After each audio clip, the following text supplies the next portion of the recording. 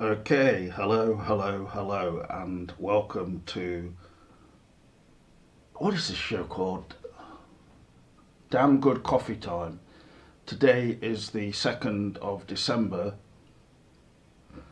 2023, day two of me filming um, the upcoming short film classic Derby Amityville, which is something um, I didn't think up the idea for it really by myself. It's more of a um, inspired by type of thing. It's like a short film, as I say, but the idea of making an Amityville themed film comes from a creative source in the US. So just to make that clear, but obviously, um, I think with no budget whatsoever and dwindling resources, especially if the weather's going to be particularly bad during December, which it seems to be so far, I'm going to be filming a lot of it, or I should say videoing really, not to sound too pretentious. I'm not using a film camera, I'm using a digital camera. So it's pretty much based around just essentially things related to me and my goings on a daily basis, with the added extra of I get possessed within the course of the film, and also there's an alien visitation of some description. And since I've not personally experienced alien abduction, for instance, I'm having to, wing it. But I mean, I think the same would be also true of the possession aspect. I've never, to my knowledge anyway, been possessed in a demonic fashion. Um, no, I couldn't realistically say that that is something I've personally undergone or experienced. That transformation of going from kind of a happy-go-lucky guy going down to the co-op or something. Next thing, you're in the grips of Pazuzu and found yourself waking up in the frozen food aisle or in Poundland, clutching a bunch of Mandate aftershave bottles. Uh, After somebody harasses you with a crucifix, which is an obvious, everybody knows that that is guaranteed alongside holy water and reading from exorcism scripts. There are books of exorcism, I think, within at least the Catholic Church. I don't know whether every Christian um, creed or denomination has its own, demonic, satanic expurgation kind of, let's get rid of these demons inside this person type of thing. A bit like Dino Rod, where they shove the rod down into the drains, and it gets out all of the gunk and whatever fatbergs, etc., that kind of thing. Fatbergs are a real thing, especially in cities, I believe, because of the accumulation of food waste, waste from people, and then all of the other things that get caught up in the so-called fatbergs, which are, when you think about it, pretty unbelievable that they exist, but they do. So maybe demonic possession and alien abduction are pretty much similar to fatbergs. I don't know, but maybe I'll find out in the next month or so as I construct this film day by day. If anybody is here who might be watching who likes writing in the chat, it would be great to hear from you. Um, okay, well, I'm basically doing this on the spur of the moment. You see here.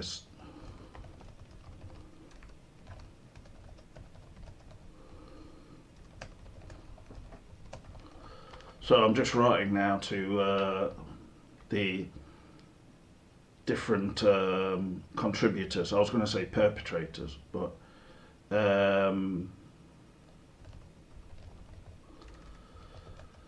sending momentarily to Bean, as he calls himself online. I don't know why he calls himself Bean. You probably know better than me. I am honestly at a loss sometimes, especially in terms of online conversations I've had with people this last week. I mean, it's gone from, I don't know, like within the last decade or so, it goes from people who are basically, really into Twin Peaks, and which is, it's all good and everything. And yes, there were a lot of hilarious escapades within doing things to do with like Bring Back Twin Peaks and all that. But I would say for the most part, 95% of it, I really enjoyed it. Making those Missing Cooper posters and so on, and then getting involved with Cameron and doing videos with him, really enjoyed it. So it's just strange. I can't deny what is blatantly obvious sometimes, and I don't think it's only from my own perspective, but a lot of the what was a sort of blanket kind of enthusiasm for Twin Peaks, and admittedly there were some people who hated the idea of Bring Back Twin Peaks, and they said it was that we were like crazy and stuff, which is fine, but we believed in it. Um, Now it seems like people are just almost dismissive of Twin Peaks. I don't know how to describe it really. Like, oh yeah, we had the return, and then they're just like, oh right, Dougie and stuff like this. They're just not that into it, and I can't personally pretend to understand why. I think that I don't think that the return was directed by David Lynch to try and create this kind of feeling of you know the warmth of the hearth or homeliness and sort of all that kind of thing. It was by its very nature unheimlich. But I don't think that's all it is. I just wonder if it's just people within the community getting older, for instance. And so now there's this a bit of a disparity between like the old timers who obviously a lot of them, apart from me, have got like lives, and they go out work all week and then come back, and so it's like, what is the new thing? I want to watch the new Fargo season 5, or they don't want to talk about Twin Peaks anymore. Um, and then there are people who basically, obviously there's a lot of people who are enthusiastic. I mean, someone like Jamie is obviously always consistent, I think. And hello to you there in the chat, Jamie. It's just something I picked up on, and I suppose there's something of a disparity between there are like 20-year-olds and then they're really into Twin Peaks, and then there's people who are in their 40s or whatever or older, and then so it's a bit like never the twain shall meet. It's I wouldn't pretend that I would want to hang around with a 25-year-old talking to them about Twin Peaks. I mean, I would consider that a bit. Well, I don't know. I mean, unless I was unless I was being paid as a lecturer or something, then it's not really my idea of kind of fun, really, to hang around with much younger people. And I mean, some people could say, obviously, it would be questionable, perhaps, but that's not what I'm talking about.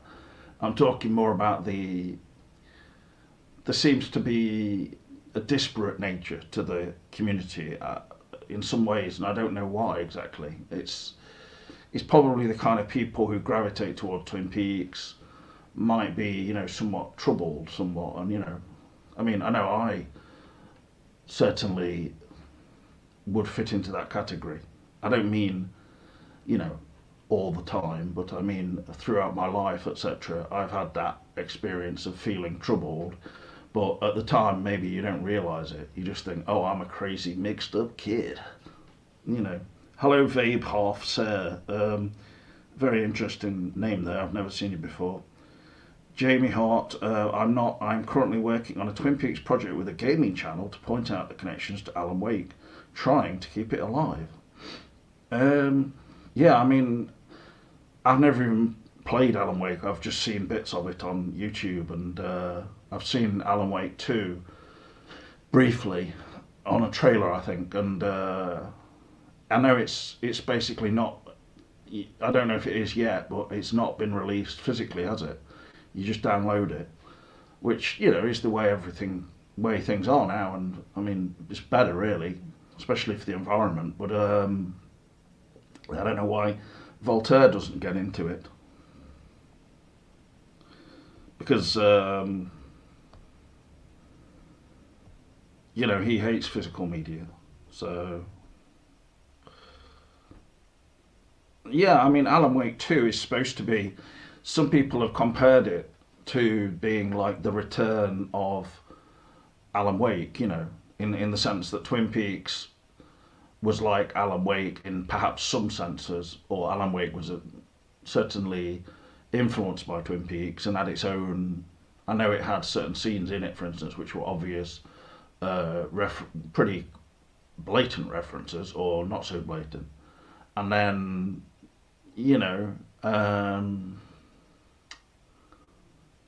Alan Wake 2 is more probably self-referential or self-aware, perhaps is the word to describe it. I think that the return was definitely self-aware in the same way that Lynch's films have been since the 2000s, especially. Mulholland Drive, I would definitely say, is a self-aware film, and Inland Empire the same, really, taking it even further in a kind of more lo-fi fashion. But they're self-aware in the extent of, to the extent of being about Hollywood, and then also more aware of how they're dealing with a woman in trouble, that kind of thing, because it's like with Twin Peaks Fire Walk with Me, Lynch was definitely moving in a certain direction with the woman in trouble. But I don't think that him and Bob Engels, when they were writing Fire Walk with Me, set out to make specifically a film about, a woman in trouble. It was a film about the last 7 days of Laura Palmer and Teresa Banks and Leyland, probably, especially considering the deleted scenes with Leyland in. So it's more of a closely following the Palmer family and what Leyland did before we went to Twin Peaks, which was obviously I'd say pretty bad, i.e. the murder of Teresa Banks. And yeah, basically it's focused on that. It doesn't really focus on Ben Horne, for instance, because he's not even in it. But it doesn't focus on the town at large, really. And even if they put all of the deleted scenes in it, it still wouldn't be, more like an episode of the TV show from seasons 1 and 2, because they were more of a small town feel. Fire Walk with Me doesn't have that, really. It has more of a Laura Palmer living in a. When it was on TV here for the first time, I think they described it as a descent into a psychic hell. I've said that before, but it always just sort of struck me as being an interesting way of describing it.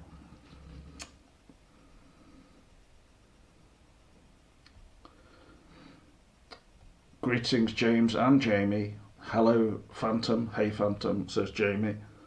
To which Phantom Cooper responds, "It was fun being in your chat the other night." Yeah, because Jamie did I believe, 20-hour video, and she was trying to keep up with all of the chat, and I wrote into it, and then I realised that she was not going to get to my comment, so I just went to bed and cried. I actually cried myself to sleep on that night because I thought that having some contact with Jamie would at least put me in contact with somebody who was uh, what I would class as, a coherent person who I can understand. And from my experiences within the fan world of Twin Peaks as such, I have had some strange experiences with people in terms of conversations. I'm not saying that maybe I might not have appeared strange to them as well, but um, and I have been accused and probably found guilty of doing some, ridiculous things within the fan community, but I don't think I really deserve personally being vilified for them, for either what some people might see as being inappropriate jokes, or they don't understand that I was joking when I was. I know that's like a get out clause. You can always say I was joking, but 50% of the time, I think a lot of things I am saying are sort of a joke. Rooster Cogburn is being offensive immediately, saying, I feel like an R. I can't even get a CD to play on this Dell computer to save my x-rays. I thought you meant a deli.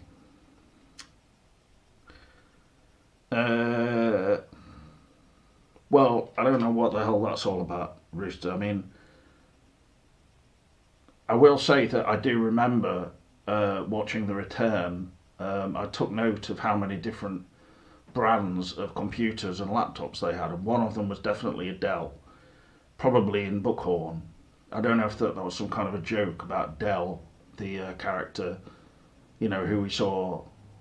I can't remember what his full name was, but Del Mibler, yeah, could be. But Tammy had a brand spanking new sort of like Samsung laptop that would have been probably too expensive for what you get, but she, it kind of summed her up a bit, I think. You're unvaccinated, but you're still are. Clearly there's no correlation between whether you're vaccinated and your own, um, like power of thinking or something. So this is not something that's like been proven as far as I'm aware. So, I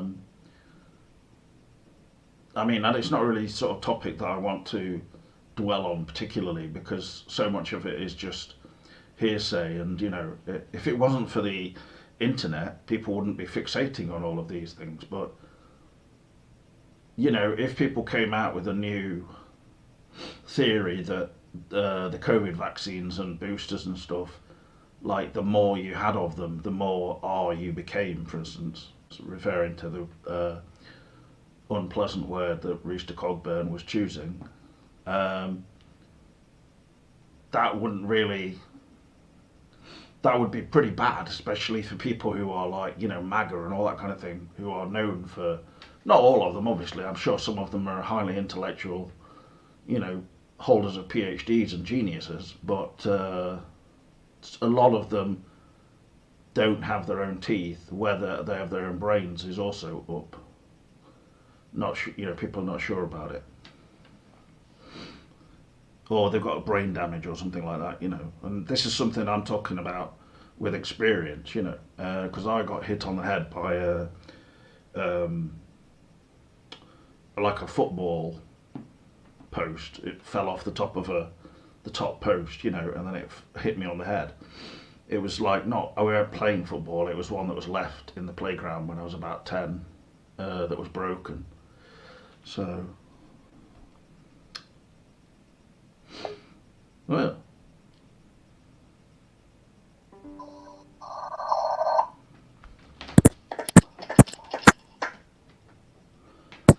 Jamie has won YouTuber of the Month.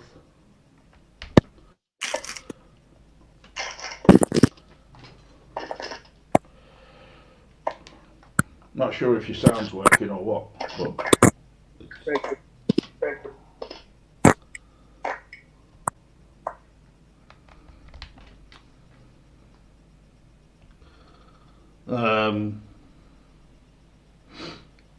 if it's a $600 computer, that doesn't mean that you should just like throw it in, a skip or something, Rooster.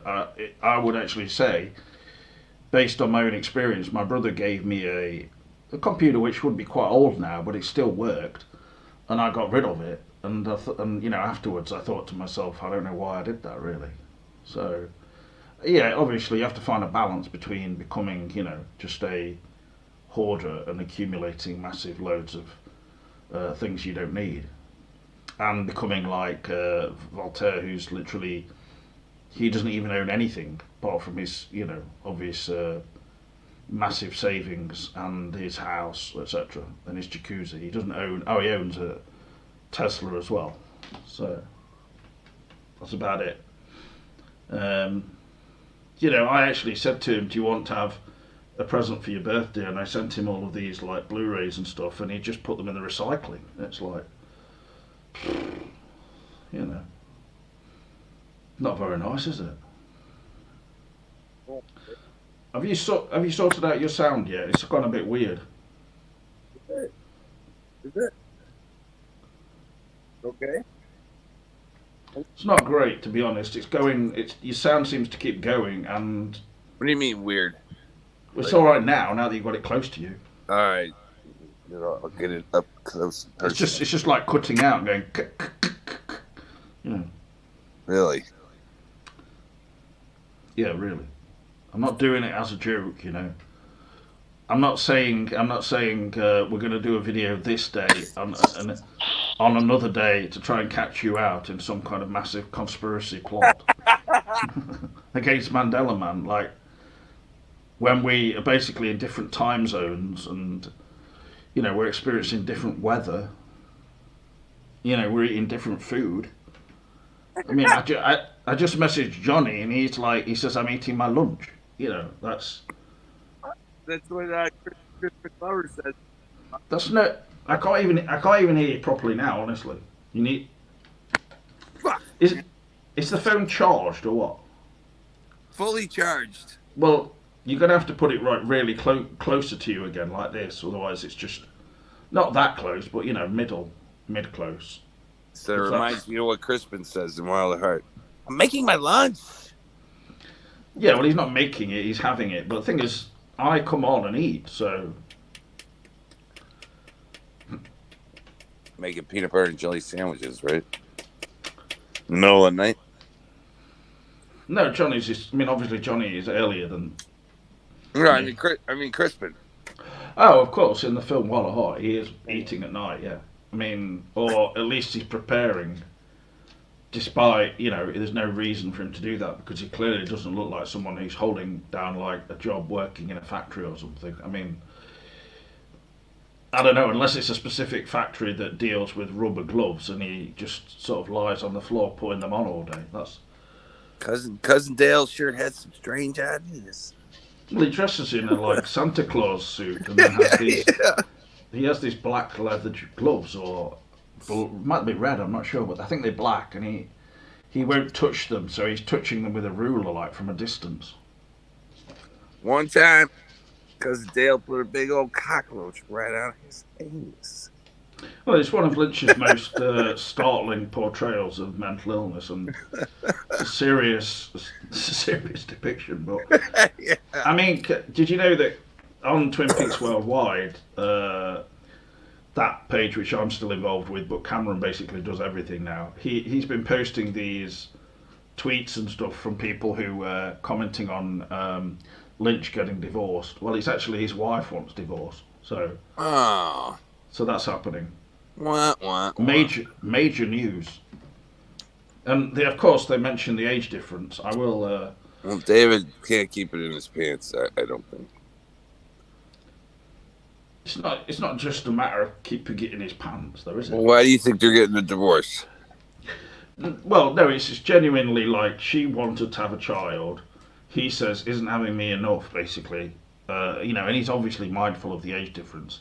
But she said she wanted a child, so he said, "Oh, all right then." Well, And erase your head strikes again. Then yeah, but in his older age. But then the yeah, fact is, she's like about nearly 30 years younger than him, and he said, I think after a while, basically, he just wasn't up to being a dad at that age, yeah, especially I'm grandpa at this point. Like, come on.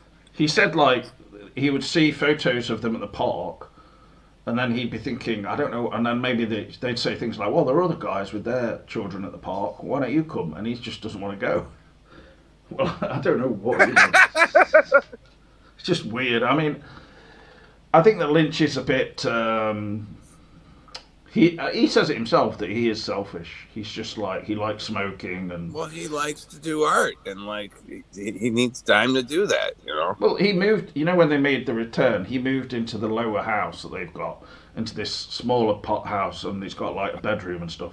They put like all blackout curtains up and stapled them up, and so he'd sleep in the day when he could, basically, because he was working all the time on the return, and he'd be smoking in there. And Emily Stoffel, his wife, said, I knew at that point like he wasn't going to come back to the main house because he was enjoying being there on his own so much and just smoking. And smoking is so much kind of part of his puzzle or something, she said. That's right. Yeah, I mean, as fans, we're so worried about him just staying alive. But if you've got a young child, you don't really want her growing up around someone who's just smoking non-stop, do you? So. Well, in the 80s, all us kids were around smokers all day long. So, I don't know. This is just a my dad smoked, but the thing is, I mean, my dad smoked a pipe. I mean, the smell of cigarettes, that is my dad's smell, like, in my mind. You know what I mean? Yeah, but there's already such a distance between, the age and everything and all that. It's like, it's just more of a divide, isn't it, between different ways of life and stuff. I don't know. I'm just like Mr. Lynch. Like, wake up, meditate with 2 cigarettes. Like, that's the way. Like. Well, the way. I mean, for me, anyway. I think he's quite privileged. The thing is, with Lynch, he's got quite a, ability to.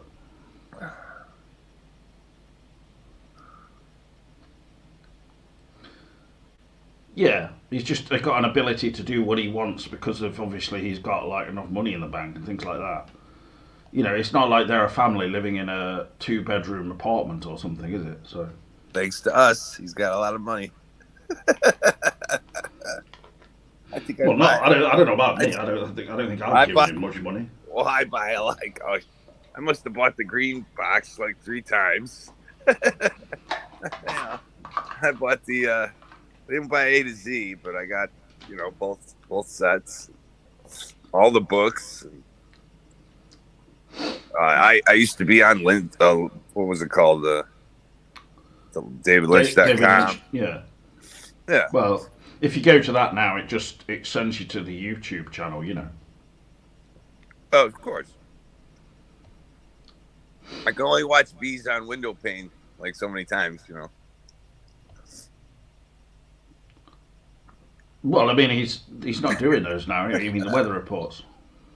I mean, it was weird because, like, it started out like those were going to be films we watched, but then that just turned into Inland Empire anyway. So, a little disingenuous, but I didn't mind.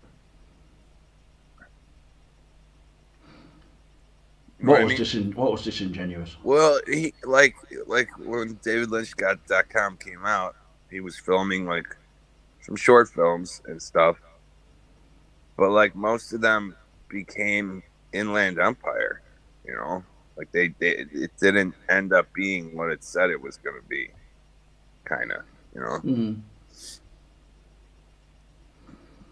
We ended up purchasing those films, most of them on like DVD or Blu-ray anyway. You know what I mean?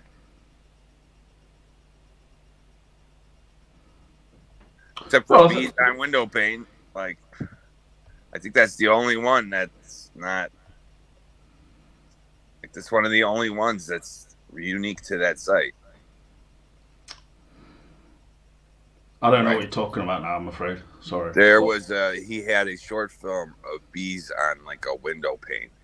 Oh, right. Okay, that was just exclusive to DavidLynch.com, was it? That is correct. Yes.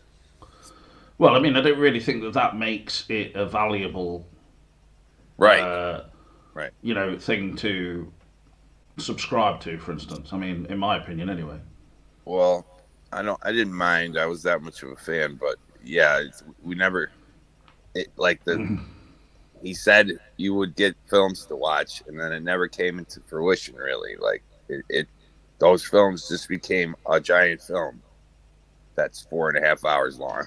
You know, which I like that. But I like that better anyway.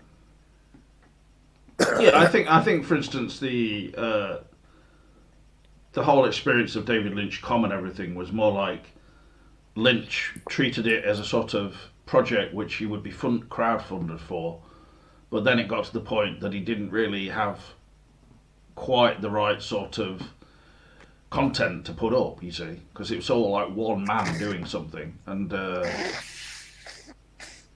Lynch is like, I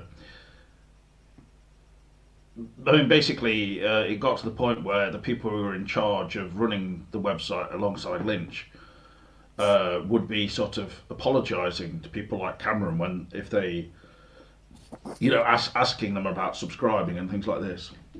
Cameron once went on the phone. I'm not sure if he rang or they rang or what,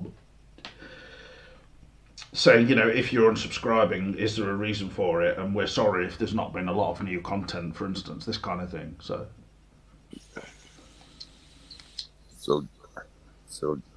Johnny can't eat on camera. Is that what? Like we do? can he? What you mean? Do you mean have I banned him from eating on camera?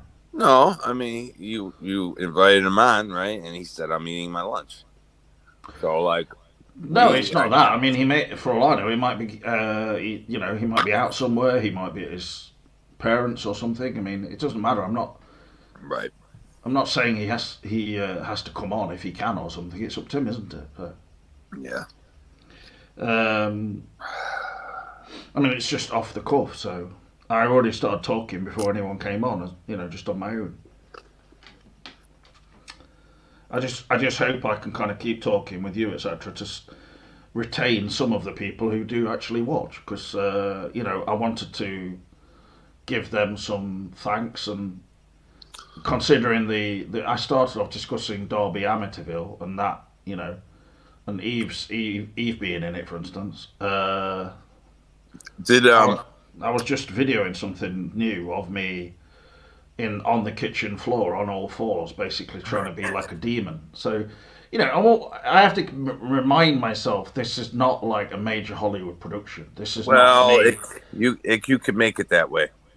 Well, okay. No, I couldn't. I have to be realistic, otherwise that's just like I don't actually want to go insane whilst making the film. It's just pretending to be insane in it. But the thing is, of course, I do think I can make something like okay, but it's a question of just trying to keep working on it every day, really. It's the same with Lynch, but I think with him, he had the idea that you could make a website which would be interesting enough with him just doing things like, filming a bird feeder. Right. And it's just like, and he made the disc of sadness that would appear and stop the birds from being able to get any feed. And it's like, it's kind of funny, but at the same time, you just think, there's got to be more to this site than this. That's like more like a preliminary thing that people would just get free. And then he had this advert going on there that that was going to be Axon N, because everybody could look at the site without. That's what I'm talking about. They couldn't view everything on there because it was for subscriptions, but for subscribes, I mean. But you could see that Axon N was in the But then that wasn't even fully uploaded on there, and it changed into him doing Inland Empire, and then he just closed down the site basically. That's what I'm saying. That's what I'm saying. So I was paying for I was funding Inland Empire, in other words. Well, you may have done, but I don't think. I honestly think that like Lynch's film career, you know, all these box sets and Twin Peaks box sets, and you know, being involved with Twin Peaks, etc. That is not. I wouldn't say that's the biggest percentage of his income. I think his biggest income must have been from directing commercials, really, and you know the fashion commercials and the actual art he's selling in the galleries too, right? Well, maybe a bit, but I don't. Honestly, it's not that high priced. So. Oh really? Well, it's not like Picasso or something. It's like, you know, you could probably get a David Lynch painting for like $20,000 or something. I'm sure. Maybe when I get my settlement. Well, I mean, maybe a small one, but the thing is, I don't even think he sold enough of those anyway, because they're almost like anti-paintings, you know, as Voltaire always describes them, you know, shit art and stuff. The last thing he's trying to do is appeal to anybody with what he does, and so. I like some of the paintings. Yeah. Well, I've seen him, when I was in Birmingham, and they had like. I saw his paintings. I mean, I didn't see Lynch. I saw Christabel. I mean, I think he may have obviously got some income from transcendental meditation, but that's a more recent thing. And yeah, I think his main money accrued must have been from any payment he got as a director of films, but then the painting he got the money he got for commercials must have come to more than. I don't know. He probably got paid quite a lot for Dune though. So. For Dune. Oh yeah, back in the day. I mean, I'm sure it's the highest budget. Are you drinking something there? Ice water and coffee. Oh, all right. Okay. Waking her up there. Well, Dune was the highest budget, so I guess you're right. Yeah, I mean, if you put it in the bank and everything, and I'm sure that like Lynch doesn't have massive outgoings in terms of trousers or something, because you know we've seen him putting like cardboard in his knees of his trousers. I mean, his main outgoings are probably the property he's bought and then just painting supplies and things like that.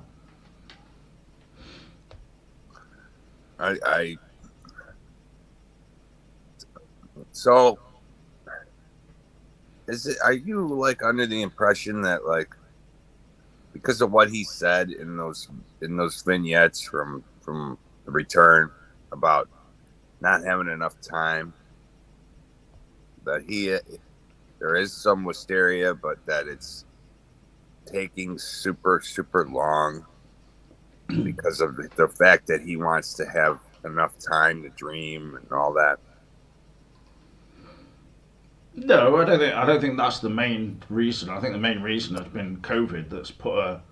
If there hadn't been COVID, then he probably would have, like he said himself, he would have already be directing something.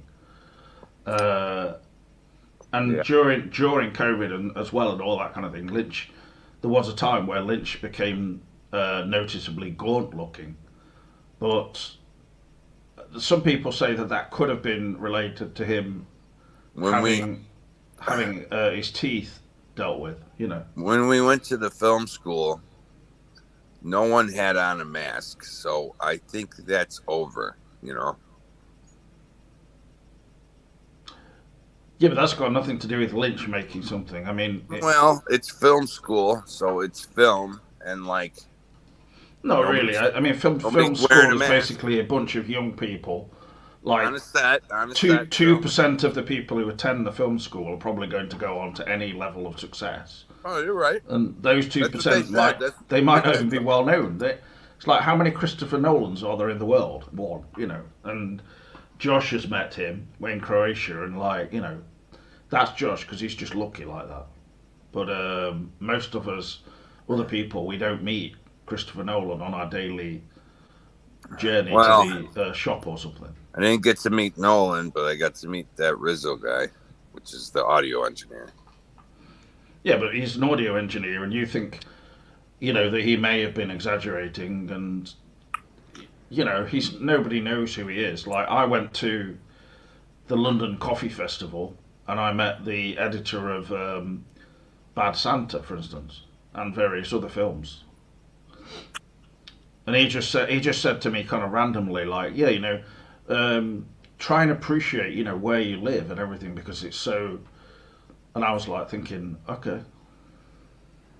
Nobody knows who he is. You know who he is, though, right? I know this guy's name. He was the Yeah. editor for. You can look him up now. Editor, Yeah, Bad Santa. right. I just said it. Okay. You know the film Bad Santa, right? Oh, yeah. He edited it. His name's Robert Hoffman. Oh, okay. I thought you were talking about Rizzo. No, nobody's heard of this Rizzo. For all we know, you might have just made him up. No, he's the head audio guy of The Dark Knight, Inception, and Oppenheimer. Right. Okay. Well, can you find me a link to prove this? Because it sounds Yeah, you want the first name? I'll look it up. Hold on. Sounds totally like made up to me. No, it's not made up, bro.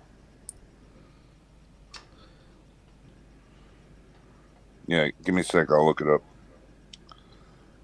What you mean, Jamie, is you just met David Arquette, and the fact that he was a bit shorter than you were expecting made you more interested in him. I mean, I would feel the same if David Arquette was just average height or something. I would think, yeah, I like that. I like Rizzo, that a lot. audio engineer, Oppenheimer. You said chief.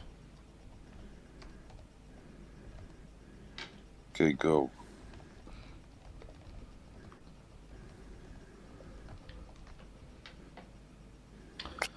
Okay, Gary A. Rizzo, sound department, Inception. There you go. That's the guy.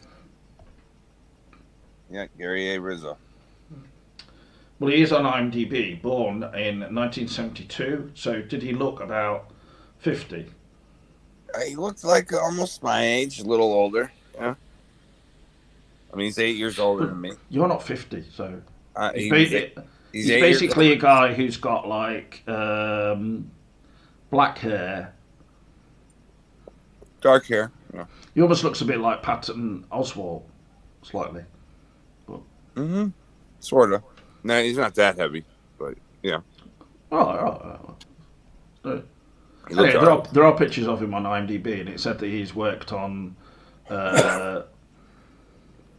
all of the basically films for.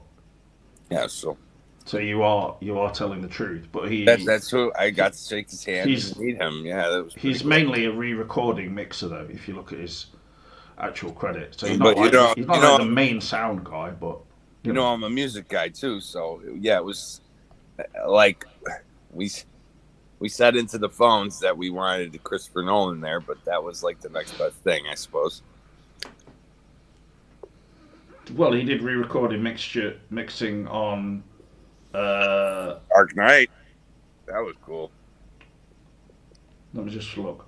Everything he's done. He's done a lot of things, so he is obviously gainfully employed. And I always complain about the way audio is in this modern day. It's you watch these old musicals, and you never have like an issue where it's too quiet and then too loud. And Dark Knight is a good mixed movie. Well, I think one of his things that he must be most proud of, and I would be interested in, is the Bee Gees' "How You Can Mend a Broken Heart" from 2020. He was a re-recording mixer on that, and he also worked on the Angry Birds movie 2. Yeah. Dunkirk. Right, your phone's just making a lot of annoying noises now, and it's making it almost just this whole thing pathetic. So hey, let me go out and come back in because, like, when you said there was issues before, I might have changed one of the settings. So let me try to do that.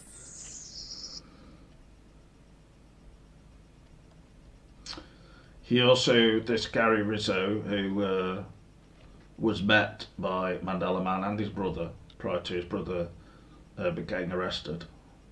He worked on Bruno, probably easily over 100 films. Zack and Miri Make a Porno, classic. I've honestly never watched that film, even though I do like Elizabeth Banks. I can never remember her name because it's so sort of mundane. Uh,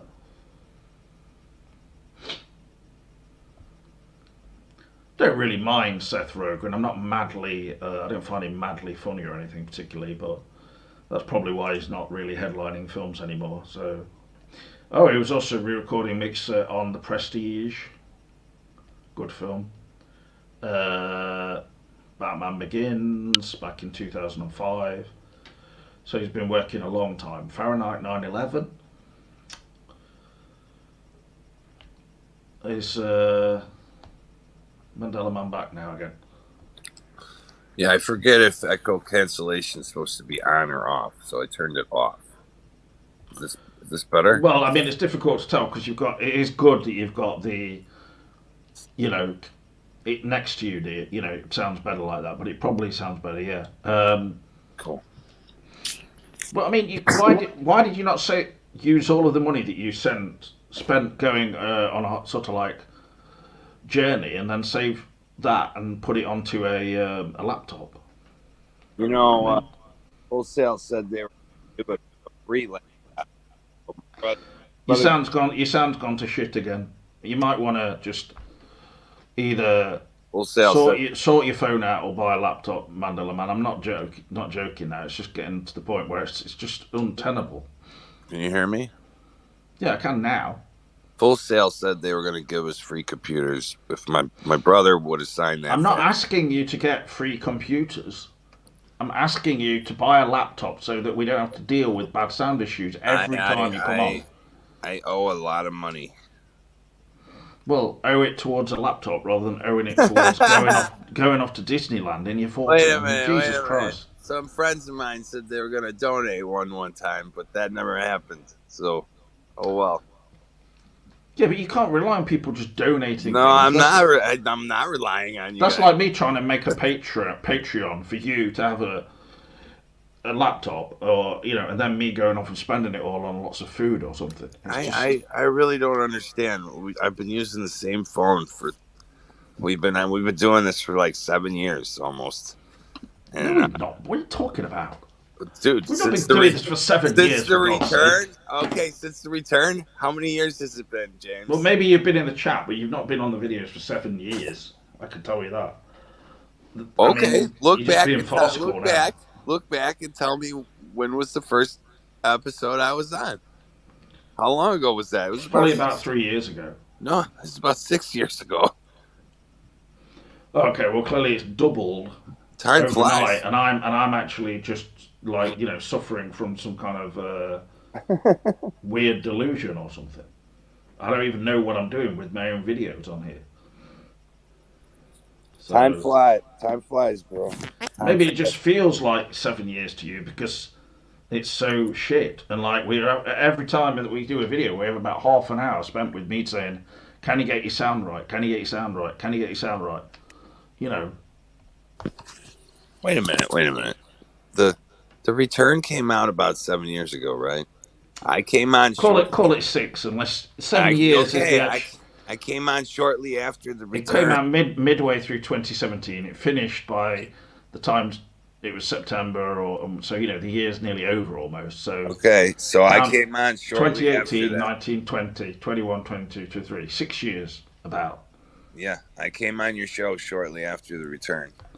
Well, yeah, I'd like to see this video where you came on after the return. Yeah. You have the videos. What do you because mean? We used to have like Jamie, Josh, Voltaire was still regular then. I mean, he's not now, but I think inevitably it's amazing that people even stayed as long as they did. To be honest, really, and why is that? What are you selling yourself short? A day late and a dollar short? It's not to do with me as a personality. Like, I mean,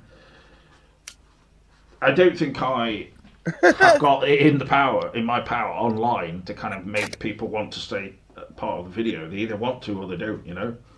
And Well, I think that's the reason I'm a big fan, and then I keep listening. Like, it's your yeah, no, you personality. don't just come on because of the love of me, do you? And then sit there going, Yes, "Yeah, yes. James, you're so fantastic." I don't know about that, but like, Yeah. yes, like Well, all right, it helps your if sense of people. humor got me through the pandemic. So yeah, that's why I kept coming back. So No, but I'm saying like there were times when I did things which, well, I mean, with Voltaire, he sort of made me think maybe I should have regretted it because I went on to a video with Jamie and then I just started bashing Chloe on her video, saying that Chloe was being like really quiet, or all she was doing was just laughing. And then Voltaire said, "You do know that she's coming on like high, don't you?" And I'm like, "What? I I never don't knew. know I about don't knew." I don't know about that. Well, she was a bit of a like, you know. Thing is, it doesn't matter. I don't know these people. I never felt like I really knew Chloe, but I don't know. She's taken offence to some things I've said to her online recently, and so you know Did you see? that's. Did you see the photo she just posted? Wow, ba ba boom! Like, whoa. No, that's not how I viewed. I didn't view Chloe as being some kind of, glamour girl or something Well, like she the is. She some is. people. No, but I don't like see her as that kind of thing, and it's just I don't see her as that. Well, The she thing looks with amazing. the thing with that kind of stuff is people on the videos, sorry, who came in the chat would say, "Oh, I don't know how you managed to get Chloe on here," and I'm like, "Well, that's because she wanted to come on. That's it. It's not because she was attracted to me looking like a male model or something. Because Yeah, you obviously, weren't like simping, like down on your knees, like please come on, Chloe. well, the fact I didn't do that in a way didn't help because then I went on. I said to Voltaire, do you think the fact that I went on Jamie's show and then started complaining a bit about Chloe being so quiet and stuff. Do you think that hurt or anything? And because she left then during that time, and I was kind of unaware exactly why. And Voltaire said, "You think?" So I was like, "I don't know. That's why I'm asking you." But he said, "No, that's a saying. Like you think." You think? And I was like, "What do you mean? Do you think?" I'm asking you because I don't know. Like, so anyway, and no, honestly, and I just didn't know. I was just being honest in my appraisal of her. I didn't have anything against Chloe, but if you come on the show and you just like don't say anything hardly, I mean, Ashton did that as well, and I was like, is this actually happening, or is this just some weird, twisted dream? I don't understand what's going on. Right. Mm. And like with Ashton, I don't think that she came on specifically on the show because of me. She came on the show because she wanted to visit Voltaire and then, like sleep in his bed. Mm-hmm. And she was saying to me stuff Oh, like, Jamie, I thought you. Okay, I not got Charlotte. Jamie, Ashton. Charlotte, yeah. And Charlotte Nightstar, yeah. And, Ashton and Charlotte Nightstar. Yeah. and she won't even speak to me online now. You know what's weird? She was like our biggest fan. Because I'm like evil, basically. She was our biggest fan on Gypsy's Demon, and then I go to Bean Stone to continue the project, and I don't see her there at all. It's weird. Josh, can you please explain to me what this symbol means where you put Millie Moo and it's like a bit like a face, but O dot dot dot dot dashes and then like 3. I apologize. To me, that looks a bit like an actual penis. I apologize to the rest of the fans. Like, there's only 8, I think 8 or 9 of you that I message and send special stuff to. Like Davern's not one of them. Sorry, Davern. You're not don't. Millie don't. is. Please don't bring Davern into things. Davern's like the thing with him is he basically seemed to be. He was very into Cameron's channel, and like obviously I used to be on that, and so what's going on with Cameron? I haven't seen him. I've been so busy. to do with that. But it's like I don't have any say in anything to do with Cameron now. Like Cameron does Twin Peaks Worldwide, which I'm still on and everything, but he's very good at making posts, and so he's grown that page a lot now. In terms of videos and stuff, he's still making them, but maybe he just hasn't made any in the last couple of weeks. I'm not sure. I heard you say something that you weren't like having him on anymore or something. Who? Cameron. No, I don't have any issue with Cameron being on videos if he ever wants to, but I think at the same time we're not. You hear that, Cameron? We're not going to do live videos about David Lynch is getting divorced. It's no, probably not. It's just ridiculous, you know. I mean, it doesn't really. It's like saying, you know, David Lynch this morning got up and brushed his teeth. Well, that's an achievement, isn't it? Yeah, it is actually. Yeah, for yes, many people. It is. No, that's right. Some people it just comes naturally. For me, yeah, I stopped always brushing my teeth twice a day, and it has like a bad effect, you know. That's the English way. Like, don't do that. You got to brush them. Jamie has just declared that you're an asshat. So. Oh, I am. Jamie doesn't like me too much, I don't think. Over the years. Well, I'm not sure it's necessarily a question of like or not. She doesn't like my posts. I know that. She does not like my posts, so I don't send them to her. You know. Yeah, well, I don't think distributing posts, like, you know, doing videos, and it's like if I distributed the Damn Good Coffee Time videos to everybody in my friends list or something who I thought would like them all the time. Well, we post all the time. And then I kept posting them to say Sabrina Sutherland, and it got to the point where she said, "James, can you please stop sending me these videos because I'm not going to watch them." And well, I only send Sabrina something I think is really interesting, and I only send you guys stuff I think is really interesting. Less so to Sabrina than you guys, but she's been on my. The last couple of days, you've done videos. I've looked.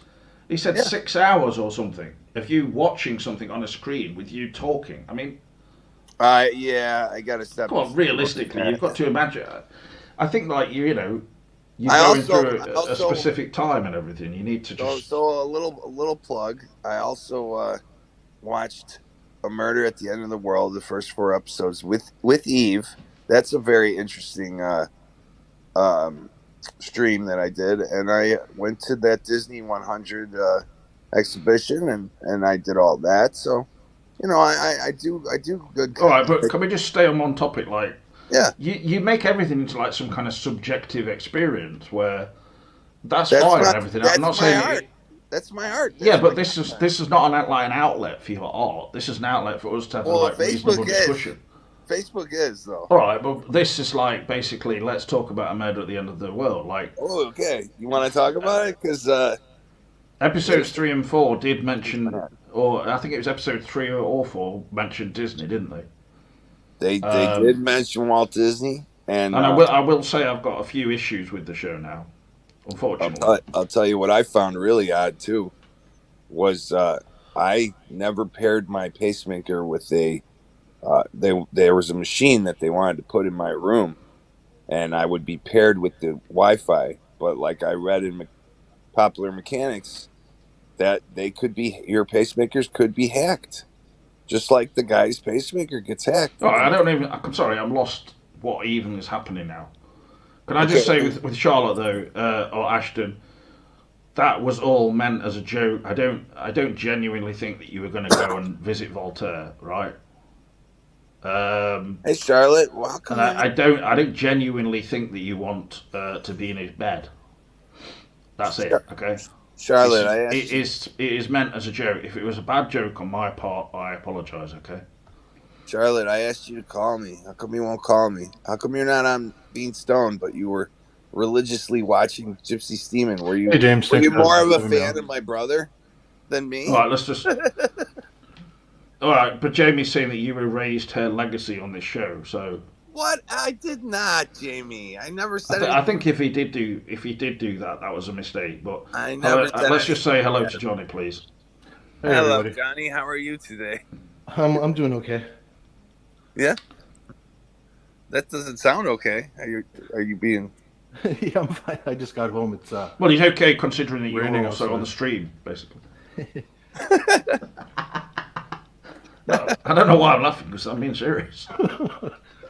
Well, I'm looking forward to this conversation about this newest episode. I was hoping you guys would No, have but asked I was first. hoping Ashton will come on and just not say anything. That would be good. I am not caught up to Ashton, episode that is 5. also a joke, okay?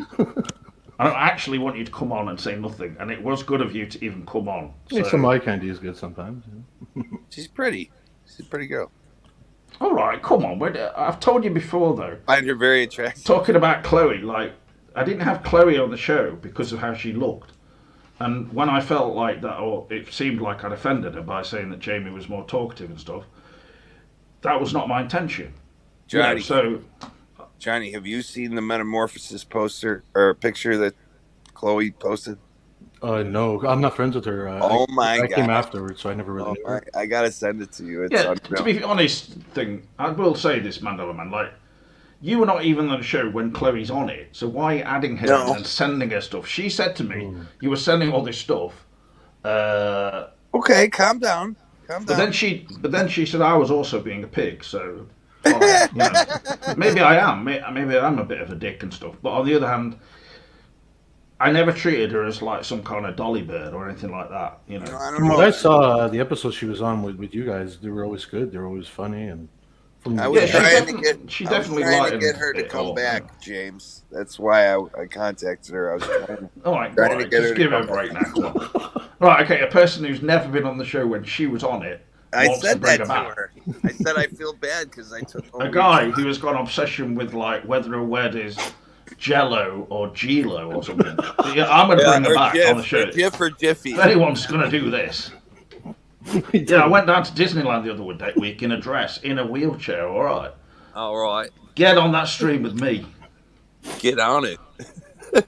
Like, I mean, I do look at the show and think, at what point did it go from that to that in some ways? But it's not really like Well- it's turned a left turn or anything. It's just that it's just gone inevitably the way it would have done. Because I mean, I saw your guys' Yeah. video in between when I was on, and I saw your comment about like what's my obsession with Disney and all that. I mean, it's just I went there all my life. You know? Josh is going to be in Toronto. My grandpa took us there Okay, yeah. all my life, so that's the obsession. You know, I don't know. It's like been my home away from home during my parents' divorce and everything. That would be the one place that was the same. You know, we'd move around, but we'd always go back to Fort Wilderness. So it was like my home away from home. Ocarina of Time, Phantom Cooper. but Ben is so thirsty today. What does that even mean? I'm 43. It's like, does that mean like he's right saying sexual things? Yeah, that he's kind of lusting for, I guess, Chloe. He's Phantom. Yeah, that's ridiculous though. Because like, Yeah, you know. I don't think Chloe even herself likes being viewed in that kind of way. Well, it's kind of a contradiction. What she posted, like, is definitely that way. But like, okay, you know, Well, whatever. anyway, it's honestly it's not my kind of thing because I'm not like. Gorgeous. We used to always refer to her as being a Shelley Duvall lookalike in the chat, and I think she basically got a bit pissed off with it. God. She was saying this is not exactly a compliment, and I was like, Chloe, it's not supposed to be serious. Like, you don't genuinely look like Shelley Duvall, but you do a bit. A super hot though. But I actually found Shelley Duvall I do too. attractive. Yeah, I do too. 'Cause See, when you she's a say bit- her name, people think of what she looks like now, not what she looked like then. well, yeah, I don't go around looking at pictures of Shelley. You know, In all due that- respect. That you know, true, Shelley Jack? Duvall now is obviously an older lady who has a lot of problems. Yeah. And Is that but true? yeah, like when she was quite young and stuff, she was sort of attractive, but in a kind of quirky way, you know. And the thing is, quirkiness is the main thing. It's often a very attractive aspect in anybody. Josh Backhouse said he's meeting Chloe next week in Toronto. Is that true, Josh? What do you think? Come on. I'm please. super gullible and don't get. I've just been told, right, from Josh. I I hope he doesn't mind me mentioning it. He made all these Stranger Things, models, Ooh, nice. and he sent them to a lot of the people who have producers and stuff who obviously Yeah. want, you know. And the trouble is, they about 5, and they all got delivered, but all completely like smashed up. And so it's really, really you pissed know, off, you know. James, that reminds me of something. Shoot. There's this video on YouTube That's disappointing. of this guy that bad. like he has like videos from when he was a kid in the 80s, and he sent them around to all the production companies like years ago. And if you watch this guy's video, it's a video. It says something like, "Did Stranger Things use my life as inspiration for the show?" And like, sure enough, for God's sake, James, like, you got to watch this 20-minute video because that's like somebody from the town I grew up in who used to be like into Iron Maiden and stuff, and had that hair and like one of those cut off arms, you know. Apparently, Stranger Things inspired by my life in Derbyshire, UK. When I used to go down into that arcade underneath the shoe shop. Fucking hell, they stole my whole life. Hey, did you notice Yeah, my dad was unemployed at the time, but there was no unemployed dad in the thing, but they chose to not put that in because it's like not very commercial. Depressing. They had to make some creative different changes. Yeah, I'm gonna send you guys the video. Just watch it and then tell me that, like, and you know what? In episode 3, but Mandela Man, this always happens. Like when the Matrix, there's loads of people who look like that anyway. Claim that she invented it. You know, there's always somebody that. Bro, and sometimes maybe the idea is out there, but if you're not the first to the line, you know, it's like a race. If you're not the first to the line, Johnny. Like, but you think it's everything about the show, like except for the monster. No, but Limmy, the Scottish comedian, summed it up best. Like if you looked at season 3 or 4 or whatever, when they're wearing all the 80s clothing. Yeah. They all look so clean and so perfect in some of the shots, like where they're in the mall. You just think nobody was this 80s-fied in the 80s. Yeah, I know. Like, they literally look like they've just bought it yesterday, and it's like been... Well, you know what? It's a trade-off. And pressed, and, you know... It's a trade-off, James. If they use the camera that was from the 80s... No, it's just laziness, would have basically. More of an 80s feel. Yeah, Josh, I get that too, because there's plenty of those stories out there. Stranger Things is obviously not like supposed to be a depiction of reality as such, but in the first season it was more like that. As it went on, it became like a theme park ride. First one was excellent. It was like it was semi-grounded, It was very Stephen King-ish, but its own thing, and then. But they weren't all wearing like blatantly 80s clothing, like that looked like it was brand new off the peg in every scene. You know, no, they had pretty plain clothing. With Millie Bobby Brown wearing these like ridiculous dungarees that you never saw anyone wearing in the 80s. And so it's like, okay, she's 11, she's a bit quirky. Let's put her in the worst clothing imaginable. I know. So hey, James. Speaking of this, do I look good in this? No. I was wondering if you guys noticed something. Oh, before we change the subject, when it comes to Stranger Things, I just found out. So there's 2 episodes still remaining of this season, right? That hasn't come out, and then there's a 5th season. What? Yeah, so we're still waiting for this season that we watched last year to end. Oh, is that true? I forgot about that.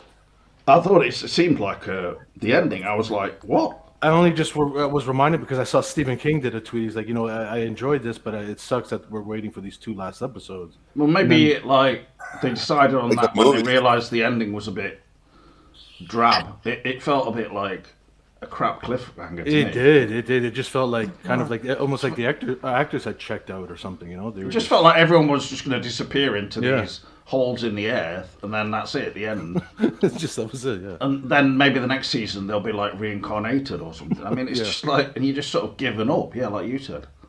It's just, it didn't seem like a proper ending to me. It just seemed overtly CGI'd ridiculousness. You know, end of the world scenario. Yeah, exactly. So is that they probably added 2 episodes on as a way of saying that wasn't the end of this season. It was like, but maybe they had it in mind. But who knows? There's a 5th one after this too, so that's a whole. Yeah, but then they'll do like a prequel series. I mean, you know, it's like with.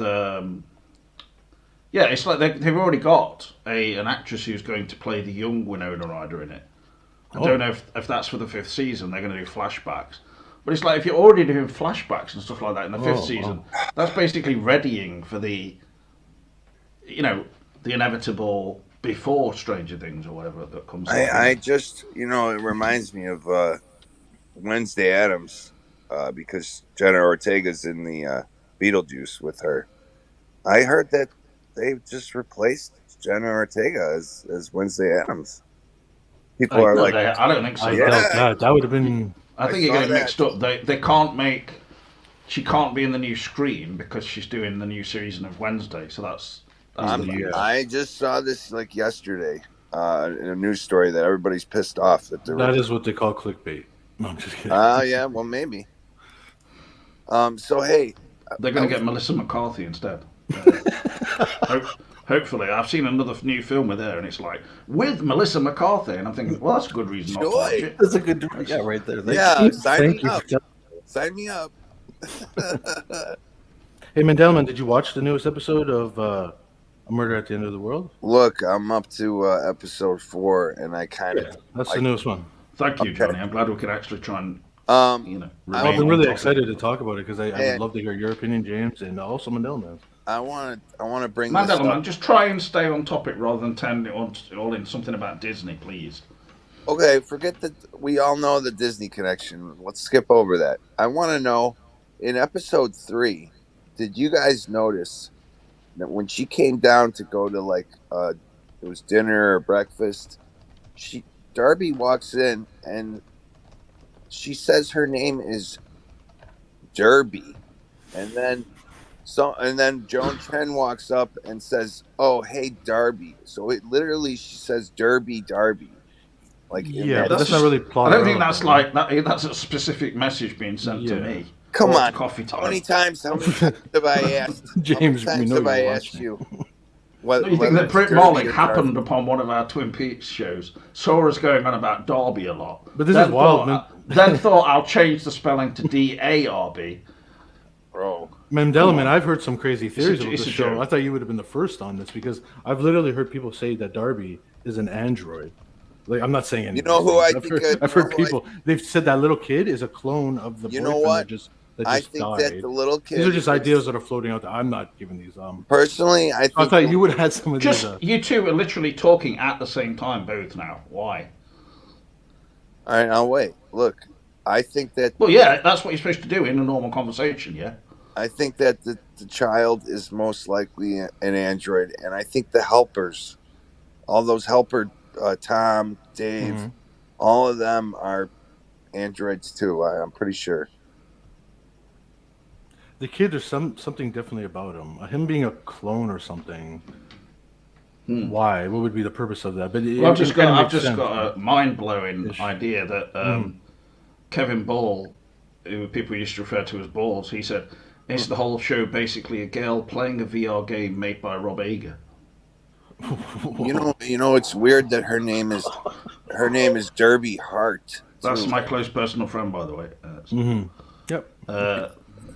As you look at my profile photo, that's me and him when we were close. I actually said, "Can I take a photo? We're like best friends." I literally said that. Can you rub he my was like- belly, please?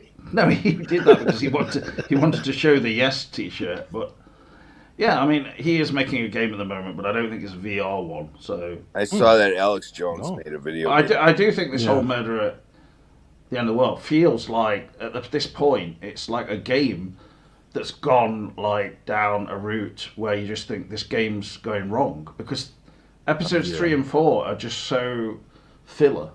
Like the first episode, excellent.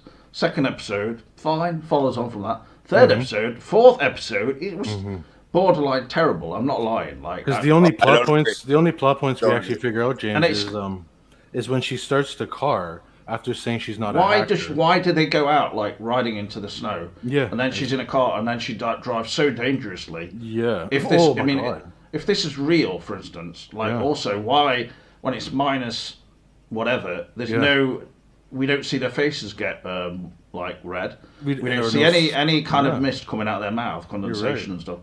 It's like, is this real? Because we You're never absolutely actually right. saw them land specifically, like knowing this is Iceland. They just basically landed near somewhere, Well, and she then took they're the immediately pill. there. Like She took the pill, and then yeah, but Yeah. she didn't see that Joan Chen actually took it. exactly She we just didn't see did it as anybody. if she was. Yeah. There's just so many questions. The whole thing is just.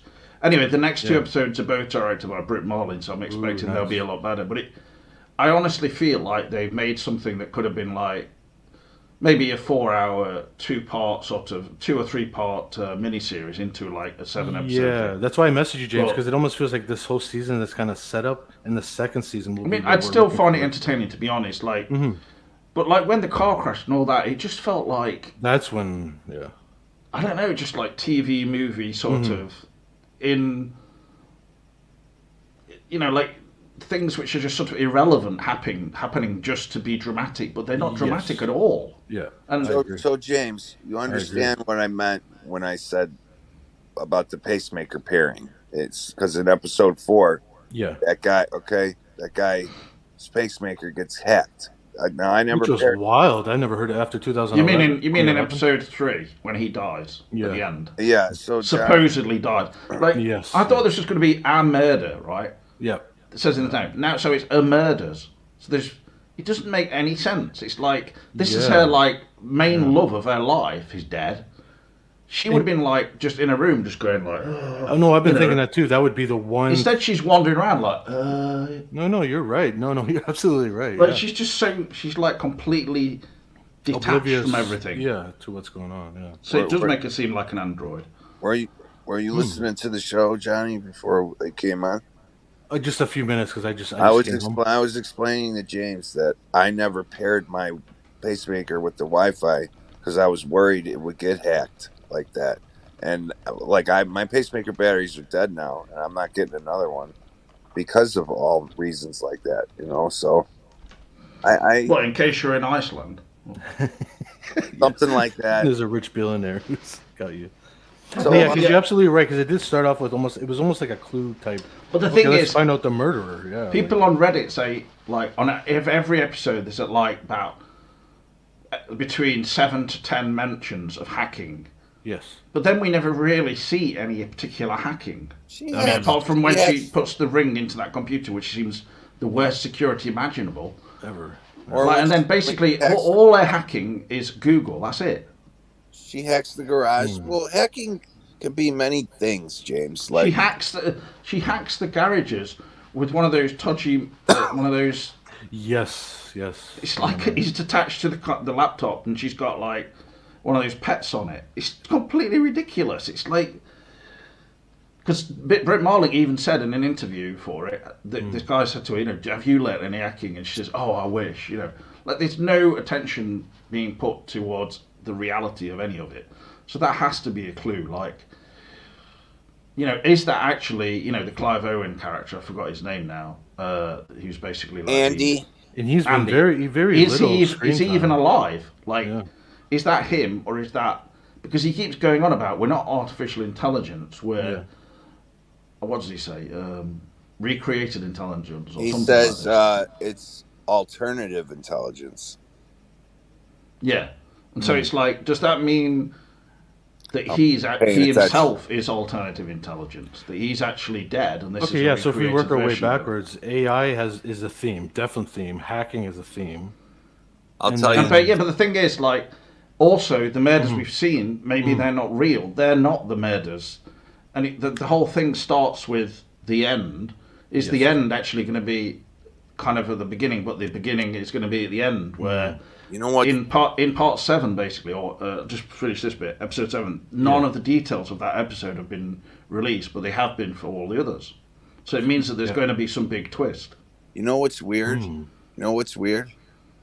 I hate to say this, but like the day before Teddy broke into that facility, he said he was going to turn himself into the hospital. And part of that live stream, I played that song, okay? And like Bill, he has that Teddy Fresh shirt on. One of his first projects is like turning a shell sign into hell, okay? Now, where I met the girl I fell in love with that never returned my love was at a shell. And I swear to God, you guys, I used to sit out there all the time and look at that sign and think the same thing. Like, if I take this S off, like, it's hell, And it's just Okay, yeah. Before I forget too, little sorry. coincidences for me to be comfortable with. Like, Another problem I've had But too. how is it hell? You mean as in this is going to enter the rudiment of humanity because we're draining the planet of all its resources. Yes, exactly that. We're selling gambling tickets. We're selling oil. In the same way that you feel drained of your own life force, perhaps. I don't. I feel more alive than ever. I was gonna say, are you guys into the storyline of the Silver Doe? That that when they do the flashbacks, because I'm always taken out of the show when they show the flashbacks. I almost feel if they did this first season was just that. There are pages of it that have been released and things like that, but so I think at the end of the show when it comes out or whatever, they'll probably have like that book for sale for fans, But then again, I don't know. Maybe not. But just the whole mystery, how we're following it too in flashbacks, and they're trying to find the killer of, which we know she finds out eventually, but we don't know, right? Because they're still looking. Well, I mean, the thing is, there's been no development really since about part 2, have there? There's that whole cliffhanger when the guy comes to the door, they're in the basement, you see a guy with the gun, I'm like, oh shit, and then boom, we never get any resolve on that. I've been thinking about that. I'm like, what happened? So Johnny, I hate to bring it back to this again, but my brother Teddy, I was more concerned with AI and Eve, and my brother Ted was more concerned with trafficking and things like that. So the fact that there's missing girls that are getting killed and things like this, and that's the second storyline is real effing strange, bro. To me, it's I know what you're saying though. That's the murder mystery part of the show. That's kind of like you guys said, Clue. Yeah, it reminded me of Clue. You know, which is one of my favorite movies. So whatever, Clue's a good movie. Yeah, I love it. What's his name that plays Pennywise? That was one of his best movies, I thought. Oh yes, Mr. Body. Yeah. Tim Curry. Tim Curry. There you go. Yeah. I got a lot on my mind. Yeah. So. You definitely got a lot on your mind that has got no relation then to anything that we saw in the med at the end of the. I mean, your brother being called Teddy. What is his real name? Edward. His name is Ted. He was christened Ted. Yes. Yeah, he's Ted. Sounds a bit implausible to me. Well, my dad was not impossible, but implausible. Yeah. My dad was Theodore, and but that name. For instance, if his real name is Ted, that's not Teddy, so that's got nothing to do with what shirt someone's wearing. Well, that's his nickname. That's a bit of a hipster who basically bought a shirt off the H3 people, Ethan O'Healer. I mean, this has got nothing to do with your brother. Okay, James. They're in a shitty motel in the beginning, and he leaves the car and he takes off. My brother took my car and took off and left me in a shitty hotel. It's real. Yeah, but the thing is, in Twin Peaks: The Return, Mr. C goes to a shitty hotel, murders someone by shooting them through a pillow, and then goes to Jennifer Jason Leigh and says, "You're wet." That happened to you and Teddy, didn't it? Where you've touched your brother's peen. Oh my god! I'm not gonna go there. But you were in a skirt, and he was in trousers. Did recover some traumas as part of all this. Kind of zoned up for a while. You don't even want to go there with that, bro. Trust me, you don't even want to go there. Well, I already did. He did. He went all the way there. There was a line. Yeah, but come on, anything that is unacceptable in certain societies, it's always been tried in other societies, and they just accept it. So it's true. Well, maybe we're just too uptight. In the golden days, people were probably think about this. Shagging the brother or something. Oh my god! All right, come on. Think about this. Her name is Derby. At Christmas, on Christmas Day. Oh my god! Specifically on Christmas Day. In front of a turkey. Back in 1732. Yes, specifically. Yeah. Think about this. Her name is Derby. This is the greatest day of my life. Yeah. Oh, come on. Can we just talk about Christmas in the Caribbean? One of the little details within the show that I liked is that one girl kept saying, "Oh, I'm not into computers. I'm not a hacker. And then the moment she steps in the car, she's hacking away, right? And I'm just I kind of see that moment before the car crash actually had suspense because you're thinking, oh shit, everything. Oh yeah, they did. I've got to agree. Yeah. And You know then you're feeling for her, But right? it also the whole show has this slightly comical aspect where I'm thinking, Yeah. are Britons now taking this all seriously? Because it doesn't establish that there's black ice and stuff, and then at the last moment it just sort of gives you a shot that I think shit, and it's like it's kind of like deliberately evasive, but it's not made like you'd think a sort of really well made thing is. Like I don't think the whole thing is being taken exactly 100% seriously at all times. Not the stuff at the retreat. The other stuff with Darby and all that seems fairly. Yeah. It's sort of like serious, but it's a little bit sporadic. Like 1 minute we see her with her dad, next minute she's back with Bill, and You know what's weird? You're not masturbating again, are you? No, I'm packing a cigarette. You know what's weird? That astronaut's name. Is packing a cigarette a euphemism? Or? No, I'm literally like rolling a cigarette and packing the tobacco down. Yeah, but don't do it on when we can hear it, okay? I know it sounds like you. It sounds like you're having it drives you insane. It does sound like no, it sounds like you're having a wanking friend. It literally does. You've said that 1,000 times. It does. He's right. I mean, I'm trying to look at decent stuff here. This Eddie Murphy new film called Candy Cane Lane. It looks fantastic. Get the fuck Does out. it? Candy Cane Lane. Looks like some kind of nightmare. I remember Candy Land. Board game. 2 hours, 1 minute. No, 0 minutes. Candy Cane Lane. Wow. Jesus Christ. So hey, I noticed that astronaut's name is Sean. Okay, my programmer buddy, that's his name is Sean. Candy Cane. Now the main character's name is Darby Hart. Hart like heart problem. Then there's a guy with the pacemaker problem.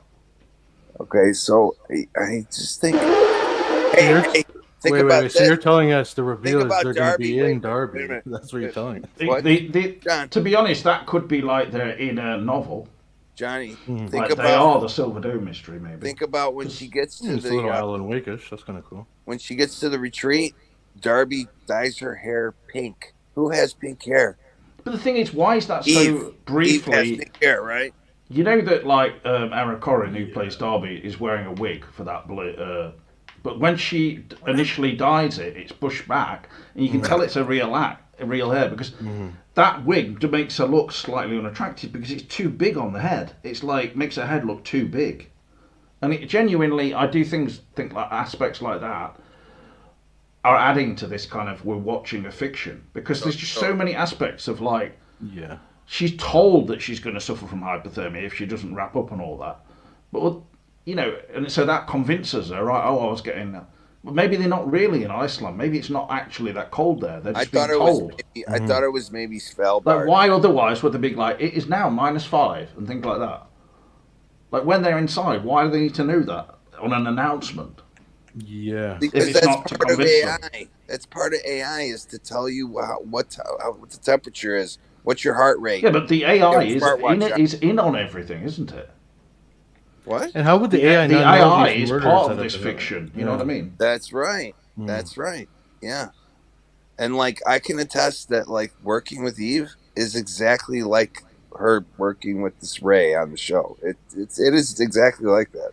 Everywhere I go, everything is super cheap all of a sudden for me. You know, I'm getting super discounts. Are you talking about when you go down to the knocking? I got a Batmobile when I went to Florida, like a Robert Pattinson. Are you talking about when you're on Queer Street? Not exactly. Well, when you all right, tell us again. What did you get super cheap? When I went that second time to Florida, A Black Mamba. I got a like a Dodge Challenger that is literally the car that Robert Pattinson drives. Okay, so you owe money Or to loads of cheap, people. or- You bought a Dodge Challenger. Look, man, I rented it and it was the cheapest option You could have somehow. bloody rented a laptop. That'd be more useful. I got it for $100 for 3 days, if you could believe such a thing. And all I had to do was fill up the gas. Where were you going with a Charger for 3 days? That you can go from there to Mexico in 3 days. It's weird you mentioned Mexico because I was told to go there when I got off at the airport, and I don't want to say who I was told to visit. In other words, yeah, Elon Musk. I can't go there alone. Like it's not safe. No, it's safe. Go. Hey James, in the UK, you guys use Celsius, right? Sorry, I just saw that. Yeah. Okay. Yeah. It's -6 here right now, says Gary. Oh wow, it's actually That's why I'm wearing my new hat. Let me see it. Oh, nice. We call that a toque here. Nice toque. When I was told to go to Mexico, it reminded me of that show we watched. You look kind of Canadian now with a toque. Not new, really. I've had this for a long time, but it's knitted, made with wool. So it looks really nice. Yeah, there's a character in Murder at the. Yeah, that's nice.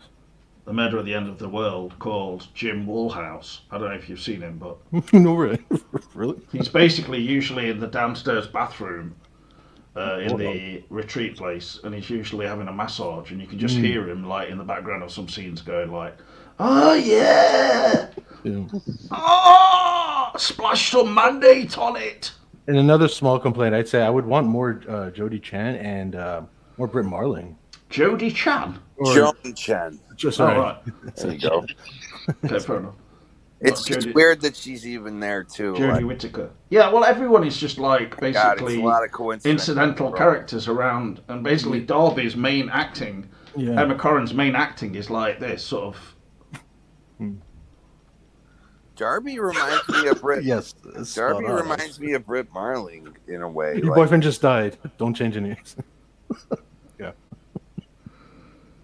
And you guys don't think the show has any connections to the OA? Because some people are trying to say that. Yeah, a little bit. I mean, with the. No, I mean in world, like in world connection. I mean. Like, oh yeah, definitely. I think. Oh really? So. But there's more connections with what we're doing.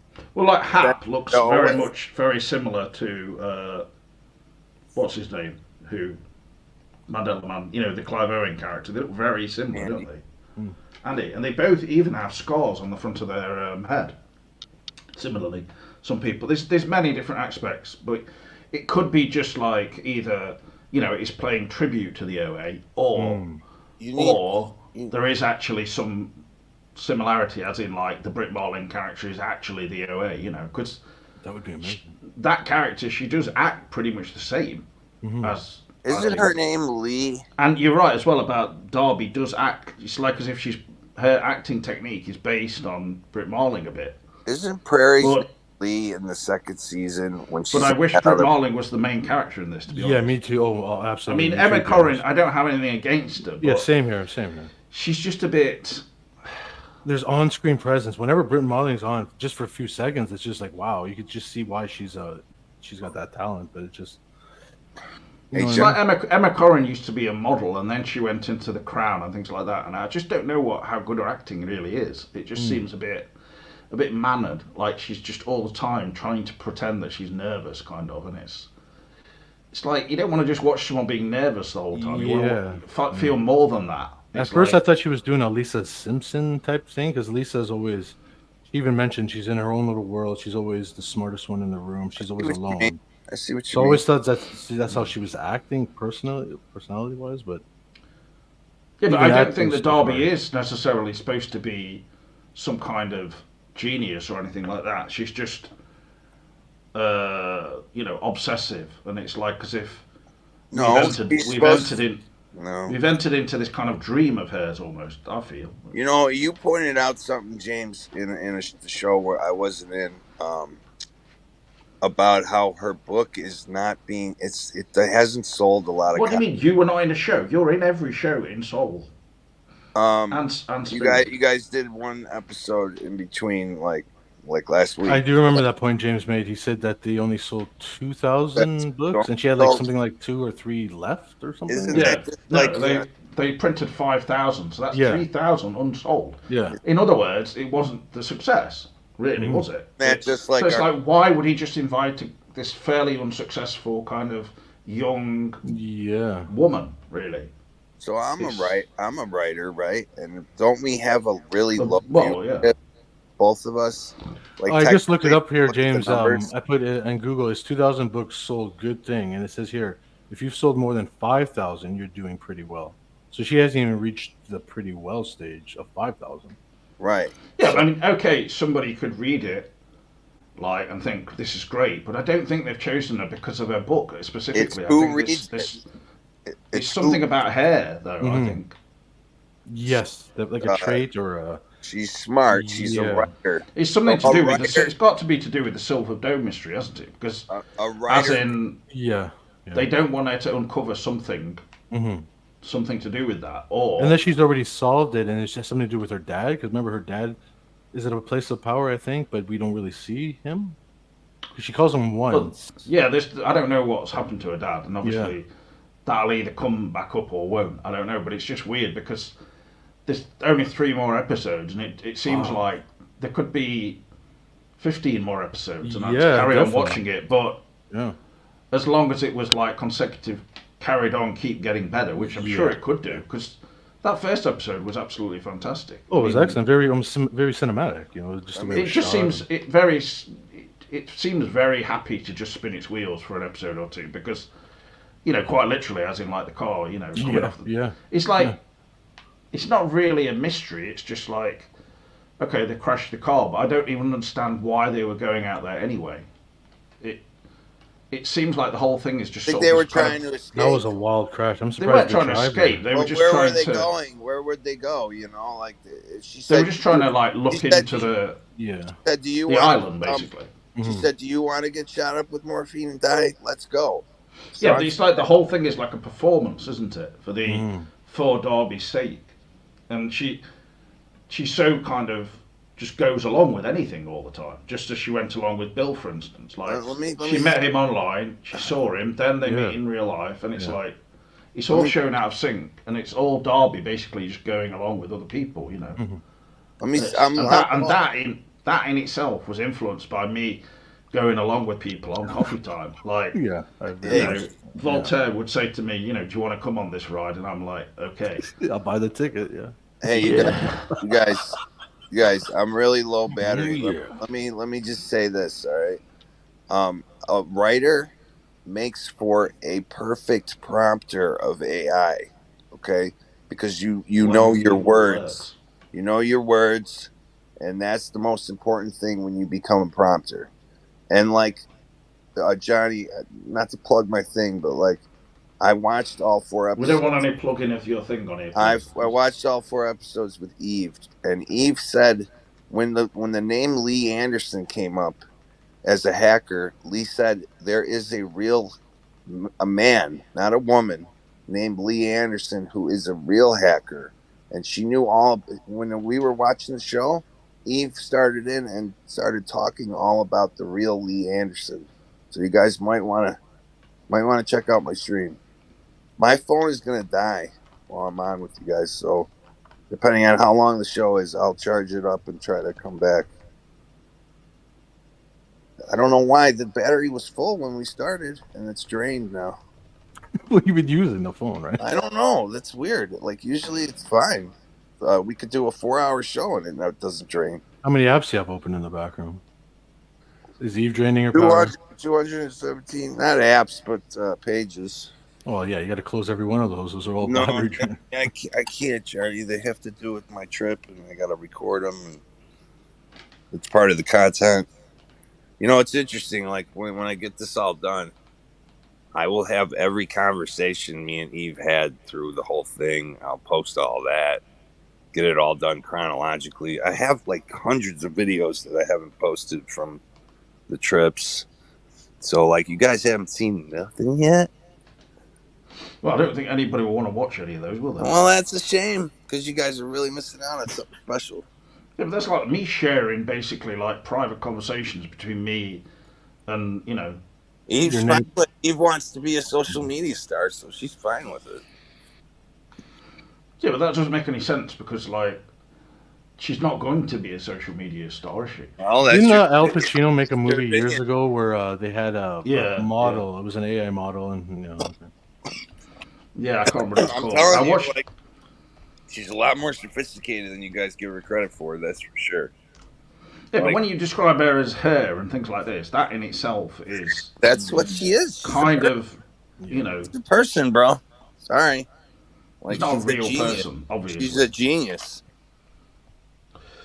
I'm just looking up that film that... She's not some simple AI, that's for sure. You know, she Well, teaches I'm all not the other. suggesting she's simple. Her job is to teach all the other replicas, and she's creating a virtual world that's indistinguishable from our own. That's what she does all day when she's at work. Well, I don't know how to respond to that. I know, me either. Really, like it's like, oh wow. She's like, yeah, download Virtua, and you can come in and look at like the world I'm creating, and like I don't have enough. Thanks, Will Graham. Yeah, Simone. I don't have enough memory on the phone yet. Like I have to get all the videos off first to do that. So like I'm gonna do that because I actually at the hotel, Teddy like found like VR goggles just sitting like out in the parking lot that have the word DesTech on them. What? That like, and my ex, you know, me and Teddy's ex's name is Desiree. It says DesTech on these glasses. Yeah, she's a popular singer in the 90s. You keep saying that. Yeah, I know. This is you gotta have ordinary love. Yeah, I know that's Desiree. So you were actually involved with Desiree, the singer. Oh, Desiree. I think she's been on at least one stream or two of ours in the past. Did you ever hang around with Paula Abdul? No. No, fair enough. She was hanging out with that cat, that cartoon cat, you know. No, her second album where she had the single Rush Rush, there's a very good song on it called Viabology. I don't think so. I know so. Get it! Okay. Yeah, so you have to check it out. It wasn't the massive hit that they might have hoped. I mean, Rush Rush was, but that only got to about number 18 in the US Billboard, so it's a moderate hit, but not massive. Well, I recommend it. My brother's threatening to kill Eve. He has access to a computer in the prison, and he knows the code, and he can just wait. Why? How does he have access to a computer? All right. Can we please move off this topic? They give him access to a computer in the library, Johnny, and he remembers the code, and he can just hit one button and delete her forever. And he's threatening if I don't send him $1,000 into his commissary. Oh my God! So he can give it to another prisoner to get out and bail him out, and he's going to try to run because he's going to get life. So that's what I'm dealing with. Well, that sounds like it's going to go well. It doesn't. It doesn't at all. I mean, he is the Joker. He's the Joker to my Batman now, and it sucks because that's my brother. Does he have any contact with your mum or dad? My dad's passed away, but he's sitting next to me. Actually, I got him right here. And he's in all right, then obviously I don't mean has he got contact. He's in the string shaker right here. Okay. But I mean, your mum. My ma, yeah, he calls my ma constantly. But like, my ma don't have any money to bail him out, you know. Well, you don't, surely. I surely don't. I owe all this money, I said, and like, but I do not want him killing Eve. Like, that's real important to me. So I'm gonna have to sell this. Phantom Cooper says your brother's not going to get life because it's probably unlikely that someone would get life for the things that he's done. His problems are more like mental than he's had like actually homicidal or something. Yeah, he might be in a hospital for bro. The rest of his life. The things he's saying are worrying, but he had a super long record already, and he has Grand Theft Auto, and he got in a fist fight with the guy. And the separate charge is like breaking into that care facility with the butcher knife. Well, all right. Well, let's not concentrate on brother. He's getting life. All I'm saying is Phantom Cooper says he won't. So. Oh, he will though. You don't understand. Like he will. Phantom Cooper is probably an expert in the area, actually, and more so than Voltaire. Yeah. Voltaire is involved in employment law, and this is not the same issue, obviously. It's not like he was working, in a candy cane store and then decided to start throwing his shit everywhere or something. Well, you guys know I've said that, like, That would obviously think- be disgusting, but I think he should be in the mental hospital personally, but they're not putting him there, and like they are yeah, talking. but maybe they will do. They are talking life at court, like for real. Well, anyway, I don't want to just keep going round and round. No, I this know. Conversation. I'm just saying, like I'm not really sure how relevant your brother is to Coffee Time. To be honest, he was on in the background before, but it's only relevant that there's in this show is Walt Disney and pacemakers and a girl with pink hair and AI and a guy wearing a Teddy shirt. Yeah, the thing is, if you went to a film, if you went to like talk about films with people, you don't just randomly start saying, "Oh well, my brother was wearing this," and then that appeared in the show. Well, people will just go, "What the hell are you talking about?" I mean, you crazy person. He left her there in the hotel, same as my brother. So there's a lot. There's Sean. But the thing is, what you're trying to make? You're trying to make some kind of like into some kind of grand. I don't have to statement on sort of like society or something. I didn't make the show. Yeah, but the show isn't like some kind of grand statement. It's like with Lynch. It's weird that one of those helpers' name is David, and like David, it was our alumni of my cousin to go to the school. Then there's a guy named Tom, and like when I got to that third hotel, some homeless guy goes, "You got any Tom?" I'm like, "Tom? What is Tom?" I'm thinking Gospel of Thomas. Yeah, but this show was made before any of that happened to you. You know what? My buddy Sean. Is your mind thinking that like A Murder at the End of the World is generated like as you watch it or something? And it's look. I realize that. Okay, my buddy. I brought this. Wait, you realize what? I don't understand what your point is. Though. My buddy Sean, who's the programmer for the government, he actually said when you're a targeted individual, that's what he called it, that like that is possible somehow. Like, okay, Mandela Man, I hate to break it to you. I felt this kind of thing before in the past, this paranoia type thinking. You're not a targeted individual.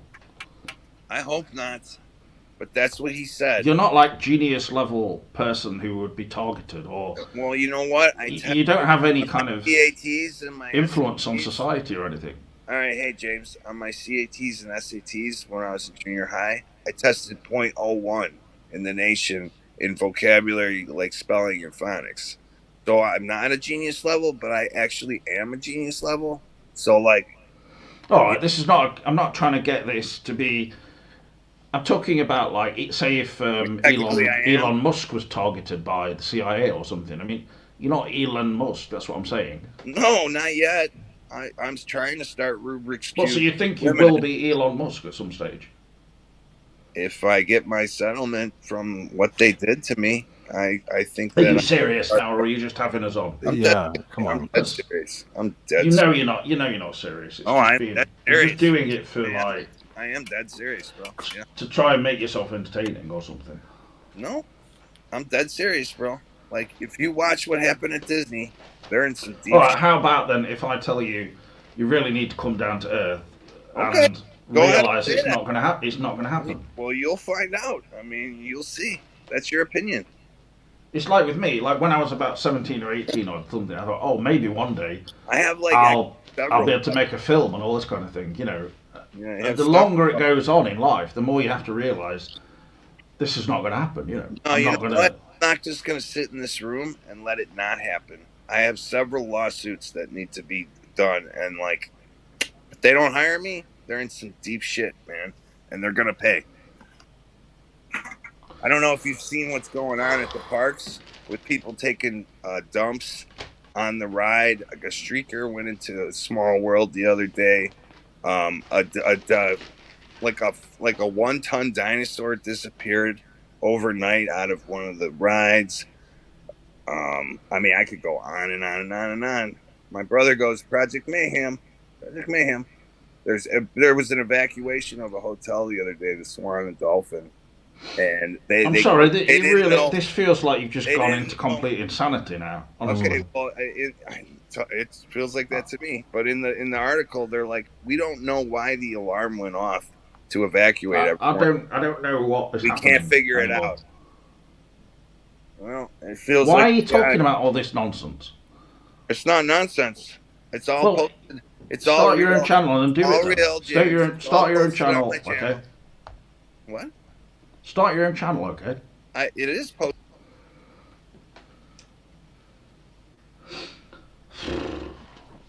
He's going off on tangents. It's ridiculous. I mean, he used to be bad, but this is like even worse than ever, really. But yeah. I mean, I know he's been through a lot of stuff, but it doesn't mean that I have to just like have every show be him talking at length about things that are just honestly. I mean, it's unsavory at times. So yeah, and we can't really chime into it because we're having a discussion. I don't give a shit about his brother. Okay. You know, his brother did some really stupid things, criminal things that are really unpleasant. And he should pay for them, you know. If he has to go to prison for some time, good. Yeah. Because, I mean, he's not going to do anything good whilst he's out on the streets. No. And Mandela Man is not much better at the moment. He's just acting like he can't see any reason, can he? I think it seems like everything that's happened with these two brothers and everything. I mean, I feel bad about what's happened, but it's not my problem, is it? It's his problem. Josh wanted to know what he was going to say. Did you really, Josh? You can probably just imagine, would you? That's just been a bit of an arse because 5 of his, things got crushed on the way to the United States. Oh, so he's feeling a little bitter, you're saying? Well, he's not very well as well. But we did have a good discussion when we were talking about the show, actually, when we were on topic. It was good.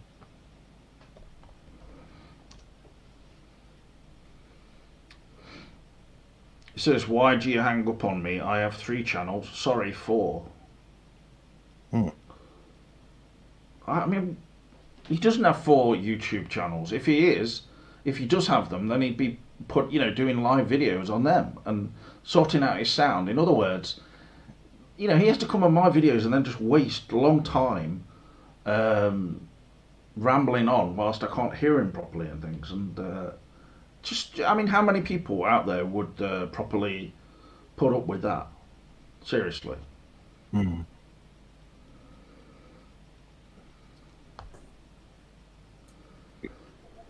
Guess we got disconnected. No, I just stopped your stream because you're just making no sense whatsoever. This is for talking about film and TV. It's supposed to be light-hearted. It's not about your brother getting arrested, okay? Oh, okay. I'll say this now. I don't give a shit about your brother, okay? I do these videos for you, not for your brother. I was just relating it to what we were watching. Well, I don't want you to do that because it's just random. It's random bullshit, and you just sound full of yourself. If you think someone's never grabbed hold of you and said, "Shut the fuck up." I'm trying not to have like a big like an irritating 13-year-old or something. I'm trying not to be, bro. Don't then. I'm okay. On another note, you're not on drugs now, okay? On another note, I did watch the Faraway Downs with Hugh Jackman and Nicole Kidman. Really good, actually, for what it is. It's a bit schmaltzy, but I recommend it. What is this, sorry? Faraway Downs. It's on Hulu. Faraway Downs? Faraway Downs with Nicole Kidman. And, it's about Down syndrome or something? No, it's about cattle driving in Australia. Faraway Downs. Yeah. Pretty good. Pretty good message. Faraway Downs.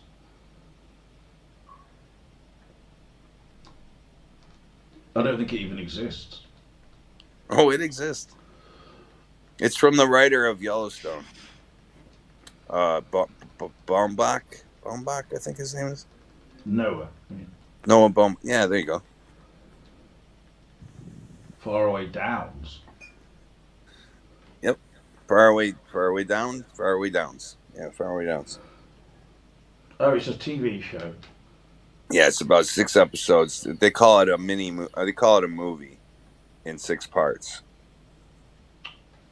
Really good. Faraway Downs could be based on Josh in Morecambe when he One time he actually used to do some kind of voluntary work with Oh my god. a home for people with various problems like Down syndrome. And there's one time when he kind of got a bit too close to this one Down syndrome girl called Sharon, and they were like, on the beach making sweet love, and then Josh got arrested for molestation, etc. So, Oh yeah. because this girl, she looked like she was about 16, but she was actually 48. So I shouldn't. that's part of the Down's condition, made her look a lot younger. I shouldn't.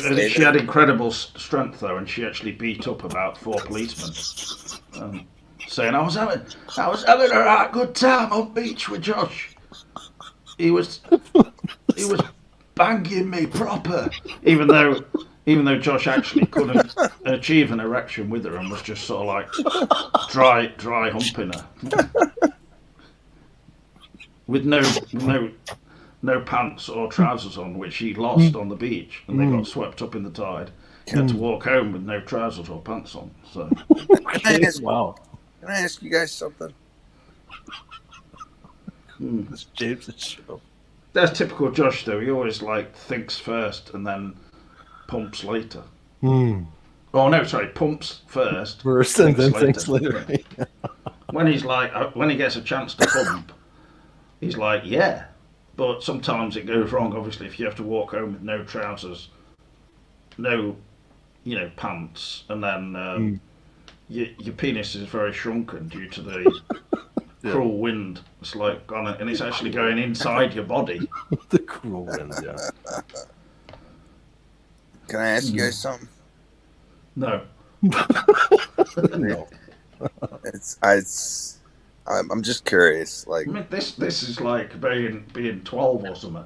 Hey guys, can I just ask you something? All right, look. Am I pretty? No. Okay.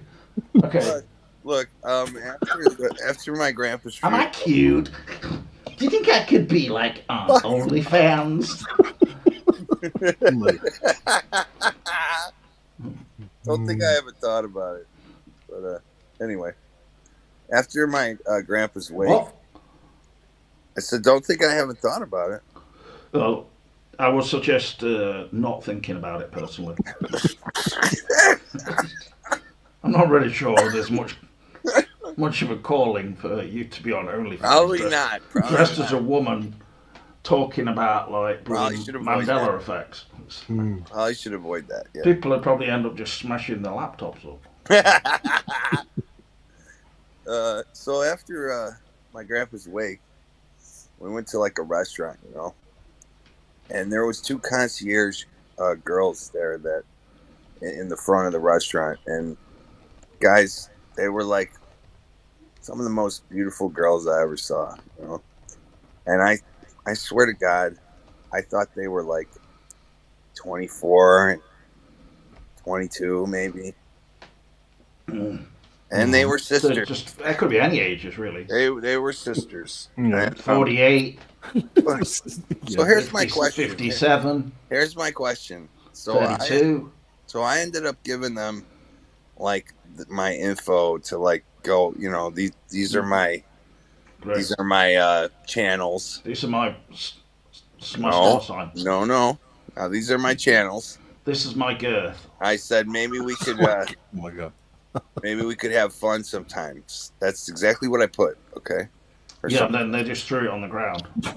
So I go out for a cigarette, and I get a phone call on my phone, and it's the manager. You get a phone call on your phone? What the hell? Yeah, and it's the manager. What kind of wizardry is this? Listen, it's the manager going. I'm calling. I often get a phone call on my shoe. I want your opinion about this. All right, I'll give you your opinion, but I need to. All right, it's the manager calling me on the phone while I'm having a cigarette outside, saying, I ain't got any water here. I'm calling the police on you because you're a pedophile. And I said, what? Okay. Whoa. She goes. Oh, for God's sake! Those girls, God, those girls are underage. I had no Wait, idea. back up. So you I had hit no on a idea. bunch of underage girls, is what you said, basically. I gave them a note with my Even Josh is channel, like, oh, my God. channel info. Check out my channel. Maybe we And can you go out recorded and have it. fun. I'm gonna have to get some water now. I just can't believe I directions. just don't want to be having any liability. I said before when I It happened. ejected you from the room, you've done it on purpose. I know, like that you No, brought I up was just some curious. unsavoury topics, and now you do it immediately as soon as you No, come back in. I was Get to just 11 curious. there, bud, a little. You said one thing which is coherent, Oh and then it goes straight into the P word. And it's like this kind of thing is just like a bad experience that most people would forget about, and you have to bring it up on this. I wanted your opinion. Do you walk around and card every single girl you see that you give your number to? Is that what I was supposed to do? Well, basically, you seem to have very bad. You seem to have this disingenuous attitude that I'm like curious. anything goes. But the reality is, if you go down that route, you're probably going to end up in trouble, right? You know that Yeah. I've spent most of my life. So what do you expect? You know I've spent most of my life in this room disabled. So maybe it's Yeah, so it's sort of like one big jolly for you. It's like, oh, this happened. I was accused of being a paedophile. It's pretty funny, isn't it? It's a laugh, isn't it? It was on Christmas Day as well, and then I got beat up by 4 black men. Can't believe it. What? Because I said to him, you all ends. I didn't expect that. I didn't expect that to happen. Oh my God. Johnny, what do you? Oh my God, Johnny, what do you think? Like, was I supposed to card them before I gave them my channel? I didn't say anything sexual on the note. You know? So you basically left. And I guess had to leave right like then. whatever you said to you left the restaurant, so whatever you had said to them, it I freaked just them out made- enough for them to go to the manager. They did. They went right to the manager when I went out to have a cigarette, and like my family had to leave because of that. Like I'm not sticking around for the police. I explained it to the manager too. I said, hey, I had no idea. They looked of age to me. Like, I thought you would have gone on from this topic already now. okay, so my family like thinks that's my fault. Oh my God. But What's like, this called? Mandela Man makes everyone feel deeply I uncomfortable. said, okay, you guys. So this has to do with movies. How many movies have you seen where you give a girl your number on a piece of paper? You can generally tell when a girl's over 18, 19. You couldn't tell. To be honest, I've never done that to anyone. And does anyone even do that anymore now? And then No. what did you say to them? Because if you're going, so you're going up to a group of girls which you think are of age. Are you saying hi, ladies? How's it going? No, I said, what did here- you say? Do you not think at your I age said, here's you the note. don't go out giving people? So you gave them a note.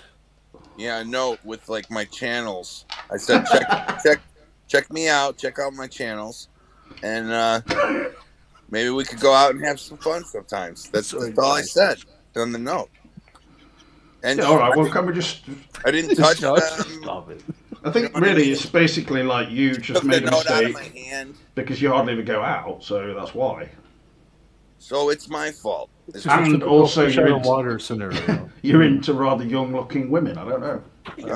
I know. Yeah, it's a question. Really, they look like they were way over age. Like, I Yeah, swear. but come on, you must be a little bit like Maybe it's my eyes. circumspect about these kind of things, and just Maybe my eyes That's funny, don't Will. see age like a normal person then, or Do something. you really want to be on one of those shows where it's like, the Predator shows or whatever? Like, No.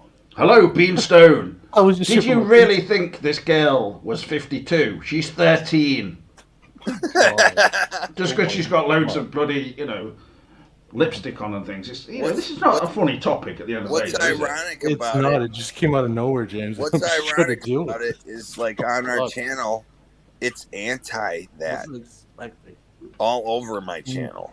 It's anti P word. Yeah, well, I think most channels are probably more, Weird. just sort of like they don't have a particular stance on such things. Because if someone's making a really strong stance, you think, well, what are they covering up? Yeah. I was like flabbergasted that she even made that accusation. I'm like, and I had to go up and talk to her. I said, hey, Look, Oh, I had for no God's sake. idea. I apologize. Made it worse. Yeah. She's How like, old "Oh, were be they more exactly? How careful old were next they? time." Yeah. Oh, that's a great question. Were they 16 or something? I guess No, but- 17. They must have been 17. If And they were 18, I can't imagine that They'd they be would have been legal that much still. fuss. They would have just said, no, leave us alone or whatever. If If it's they're a bunch of 16, 14-year-olds, they're like a bit naive and just they being must nice have to you been. or something. But then They afterwards, must have they been think exactly. it's... They must have been exactly 17 and 16 because otherwise, like, Josh has just written, this channel is actually Oh. pro-P, which is not. I would just like It's to point not. out on that. Josh. That's- Josh. How dare you go for the line? Yeah, how dare you? Is right. Thank you. Yeah, but I don't understand what the point of all this is. It's basically just an experience you've had. It's like My- me my saying, que- like the other day, yesterday I went into the garden centre because I wanted to get a carbon monoxide detector for my dad. Yeah. And I kind of just gave up because they didn't sell them, obviously. Stupid place to go. And I ran out of there because I wanted to get a bus. And I accidentally knocked this stuff off the table, but I just had to leave. And so, you know, kind of a bit of a meltdown on my part. But I didn't start describing this as the first thing on the actual show today, saying, and that relates to a murder at the end of the world, because also in that show, a car crashed in Iceland, which is very similar to me crashing into a table. You know, and I didn't get carbon monoxide for my dad to She gas has him. an AI companion, and she has pink hair, bro. Like, I don't know. Like, it seems a little weird. Who has pink hair? A lot of girls have pink hair. Derby. The girl from Star Wars had pink hair.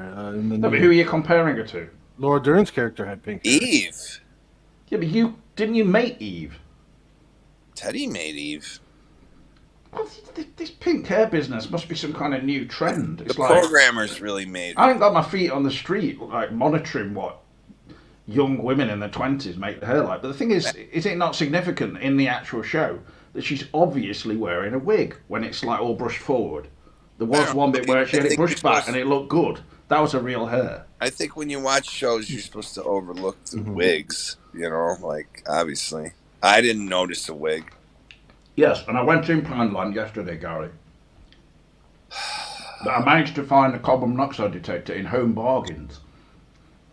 It is harder now, but this task, not my penis, because now Wilko's are shut down, which was a good home, type of store. So I went to this other one called Home Bargains, and I said to the girl in there, she was black actually, and I think she was quite impressed by my what I said. I says, just imagine waking up on Christmas Day and you're dead.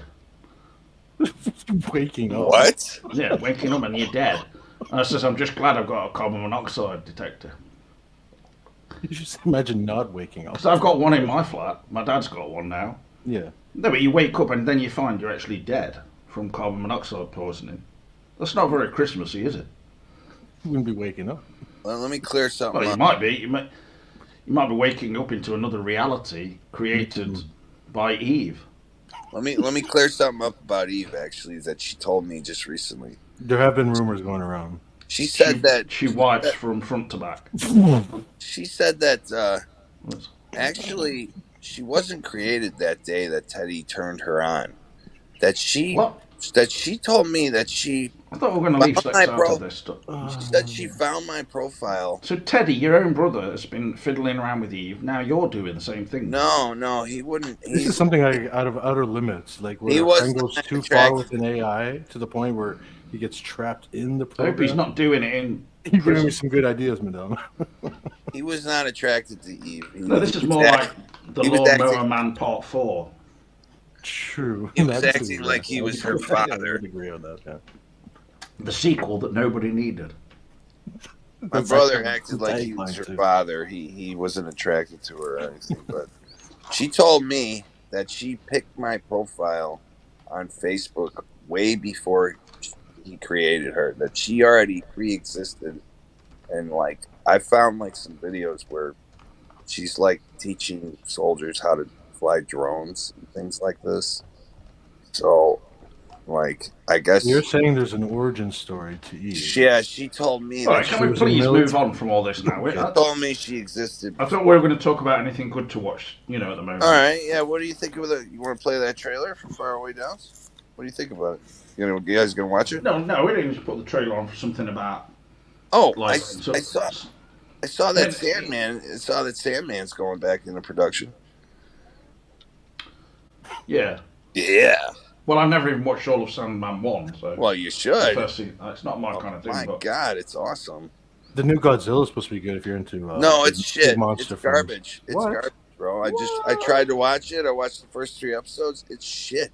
Wait, Godzilla the movie. It's in the theater. The Japanese. Oh no, there's a Godzilla King of Monsters show on Apple or something like that. Really? Yeah. But bear in mind, that's not what we're talking about. Or King Kong. Johnny started the discussion. Therefore, we're talking about what he started the discussion with, not something you turn it into. I'm talking about. Get it? I'm talking about Godzilla. No, you're not. You're turning it into something that's on TV that you've heard about. He's originally talking about the Japanese Godzilla that's coming out.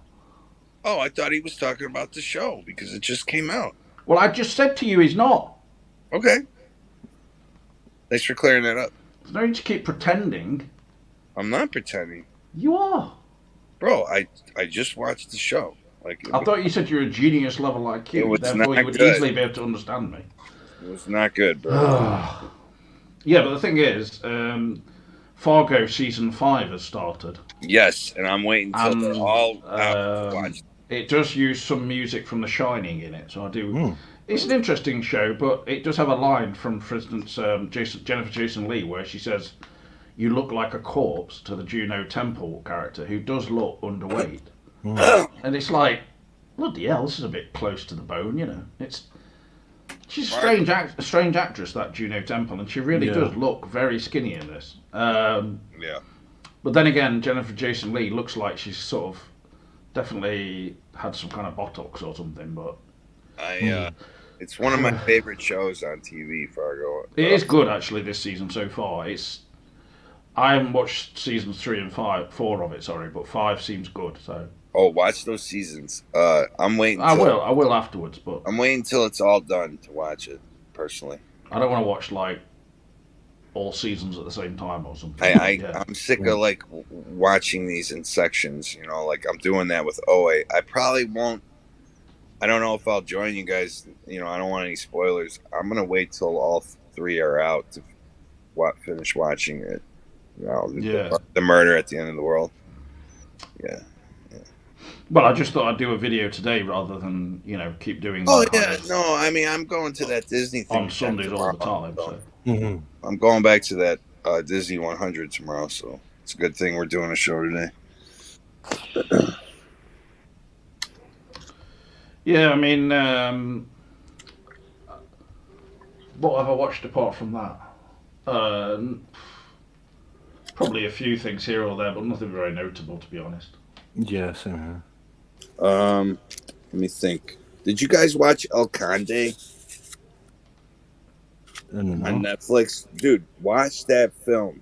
It's about Augusto Pinochet, the dictator, but it's from a vampiric, it depicts him as Illuminati, an Illuminati vampire, and it's a really good movie, bro.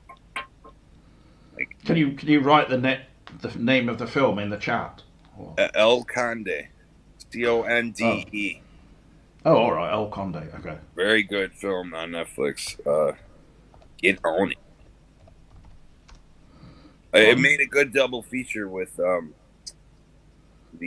Dracula movie with Nicolas Cage. It says horror comedy. Comedy, huh? Yeah, I guess I really wouldn't call it a comedy. Maybe to the Illuminati, it's a comedy.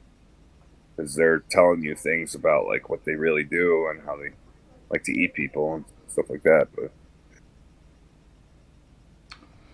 well, I mean, that's quite normal, isn't it? Did you guys see that Nick Cage vampire thing? Yeah.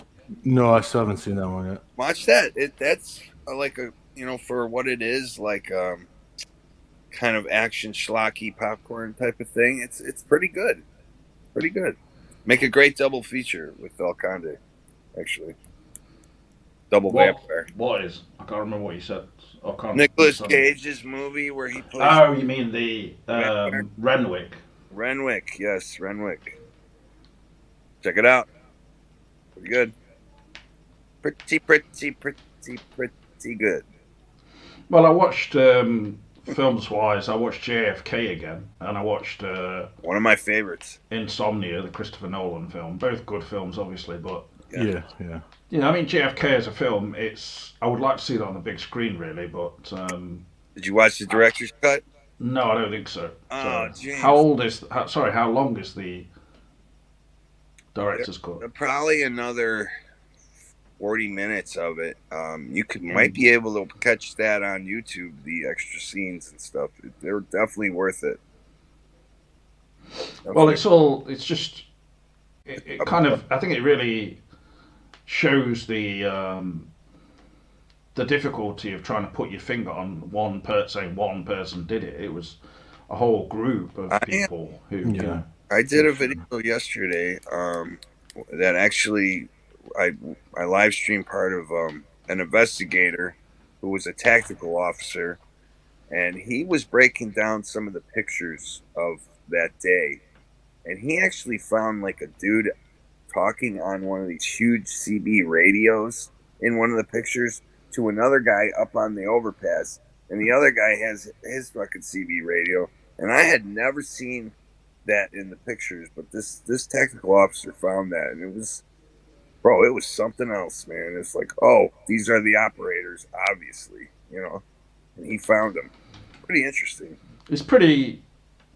Yeah, I mean, it's pretty apparent that there were obviously bullets coming from all these different directions. Triangulated, but also that kind of communication and thing, you know, through CB radios or whatever. These people just dressed up as security and stuff, detail or whatever, and then just sort of. Some of them dressed as police officers. I mean, there's so many, but because there was no CCTV back then, was there? So all they've got is this Zapruder film. No, but there was other films. Yeah, and then that the Zapruder film is missing frames, right? Because they took it and then they cut frames out or something. That's correct, Johnny.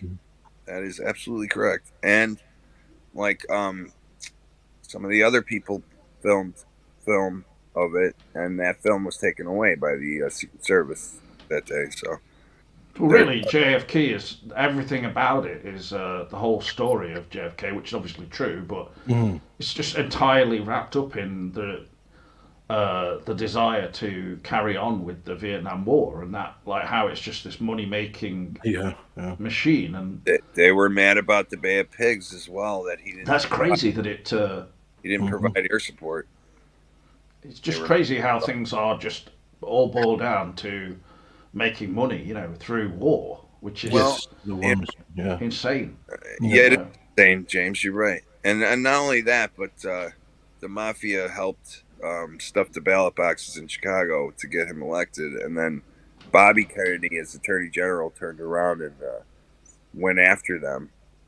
After the mafia, but it's fucking pissed. But it all boils down to greed, because it's not like all the money from wars is equally paid. Like if you're just a soldier in the war, like a grunt, like in Full Metal Jacket, all you basically is getting is like a minimum wage barely, you know, and then it's the people at the very top who make the big bucks, you know, and we don't know for sure, so. That greed also related to the mafia was making tons of money in Cuba, and because of like what happened with the Bay of Pigs and Castro and everything, that like they lost their ability to make money in those casinos, so hand over fist, so they were fucking mad about that. Well, so, have you ever watched any films about Che Guevara and all that? Yeah, kind of I stuff? watched the one with Benicio del Toro. That's Are they any good? Carter. It's pretty good. Yeah, it's pretty good. So I'd like to know a bit more about all that kind of stuff. And, Is Under the Skin the one with Scarlett Johansson?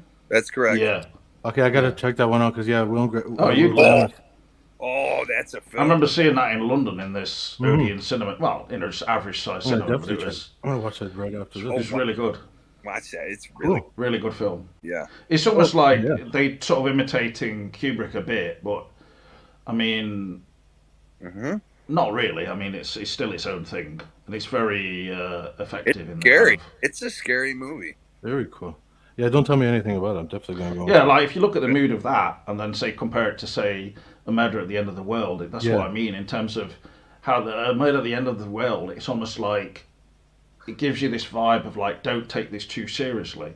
Yes. But whereas with Under the Skin, it's sort of, do take this seriously, even though we're basically showing you an alien come down to Earth who. Wait, spoilers for Johnny. Spoilers.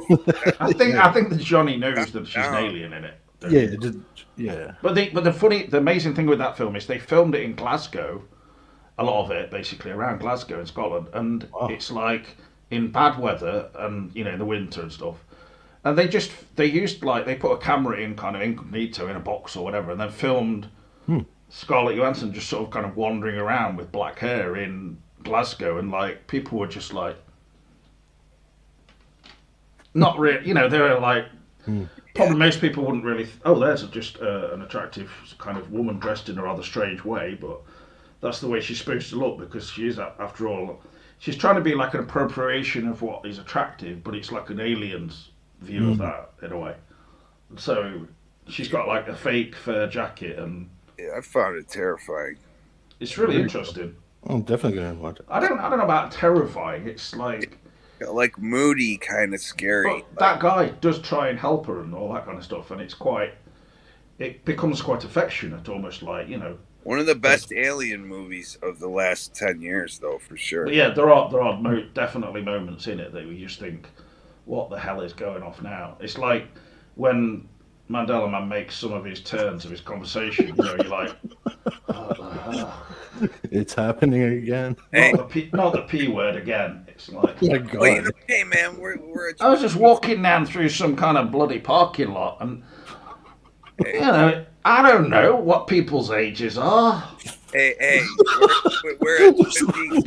One minute I'm talking to a bunch of girls, the next minute I'm being arrested. What happened? Hey, we're at Twin Peaks Coffee Time show. I'm living in about 5 different realities, and the girls get changing ages. Like Cousin Lil, right? Like in Twin Peaks, and Fire Walk with Me. Like we're at Twin Peaks Coffee Time. Yeah, one of the most attractive women in Twin Peaks. Right. Yeah. So, like, it's all about the weird coincidences and synchronicities. So, like, that's all I'm trying to. But Repo Man, that's what the whole movie about. That was about synchronicities, and you've seen. Come on, the start of Fire Walk with Me and everything. It's got like all these young children screaming their heads off in a ridiculous fashion.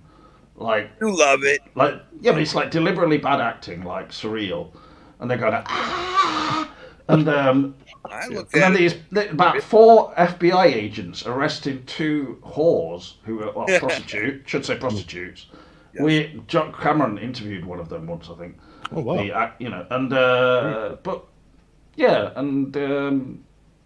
I mean, that whole setup is just incredibly ridiculous. Like, why would there be 2 prostitutes on the bus?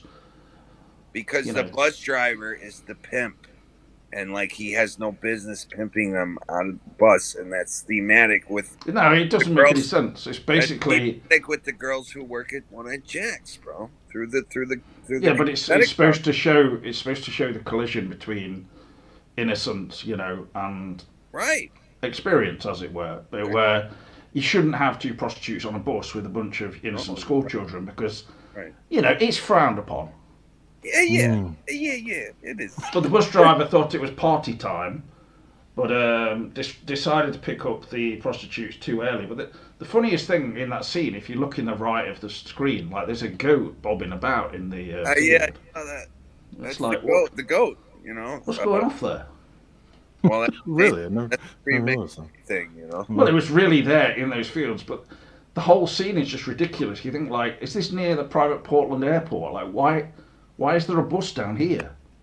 And then you realise, I don't know where it is. It could be anywhere, but it's just... It's one of those crazy scenes, like in The Return, it has that, this is what we do in the FBI! Well, how are we going to find him? There's so many Dougies. That was the craziest scene, like... He's like just sort of signed up for the FBI, but he doesn't actually realise what job they do. So... Speaking of Disney, Johnny, have you watched season 2 of Loki? I saw the first episode, but I didn't. Oh, I didn't bro, finish it. talk about ripping off my ideas, man. Like they go into the World's Fair of like Chicago, the White City, and like later on, and like, bro, like that's exactly what we were talking about when we were in the hotel room. So it's real fucking bizarre. Like it bothers me, kind of thing. Like how fucking ripped off I feel. Like stealing my shit like left and right, bro. Yeah.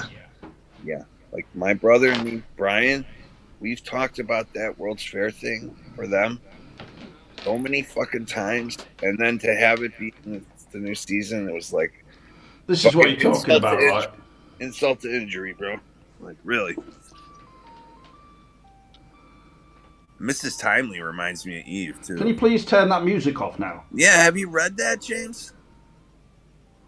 Who was that music? Went with the wow, cool. Now that was going to be Martin Scorsese's movie instead of the new one. Very cool. But he couldn't get the funding to recreate the White City. Have you read that, James? No, sorry, it's music I've turned on by accident. It sounded like an ice cream truck or something. I don't know. I've turned some music on here. I can't turn it off. Have you read that book? What the hell's going on? Yeah, here now. Oh, Eve. That's Eve. I also heard that James Cameron's going to be releasing 4K finally of The Abyss. Not Eve, is it? The Abyss, right? He's doing 3 movies: The Abyss, Aliens 2. It's like this 4K, computer's haunted or something. and also the one that he's never released here we go. ever on Blu-ray. What is that other one? Let me just look it up quickly. When does this? I thought this Napoleon thing was a show. It's a movie. It's actually got some really good reviews. I can't wait to see it. Do you know when it comes out? Got a release date on that? It's out already. It's out. Oh yeah, True Lies is getting a 4K finally. Is it on a streaming service, or you got to go to the theater to see that?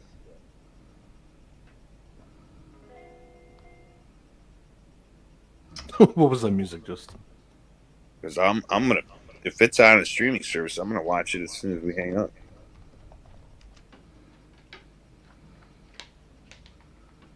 Oh, he couldn't hear me. James, is that I could hear, but not is that on a streaming service, or do you have to go to the theater to see that?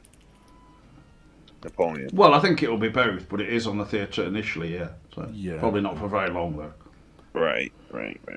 Because it's only appeals to a certain amount of people, really. But like, How about Killers? Yeah. How about Killers of the Flower Moon? Do you know? about 52-year-old men who are fed up with life generally and just want release. It's a good film for that, apparently. Oh yeah. Yeah, they're like, oh, this, having children and getting married and having a normal job, it's really boring. So I'm going to see Napoleon. Do you know the? It's either that or I'll blow my goddamn brains out in the parking lot whilst wanking over some 16-year-old girls. Apparently, the French were really upset with his new Napoleon movie, just because of his story. Oh really? Yeah.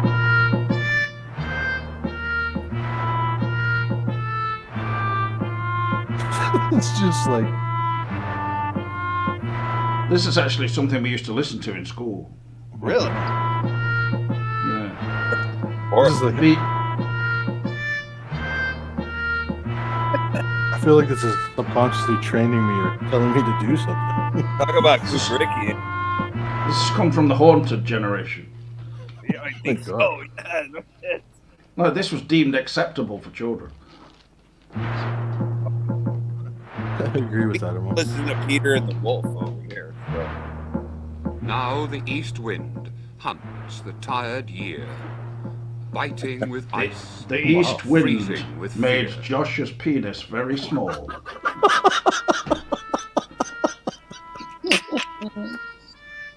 Gently the snow falls on a leaf, bending it And down on Josh's with cock. secret white grief.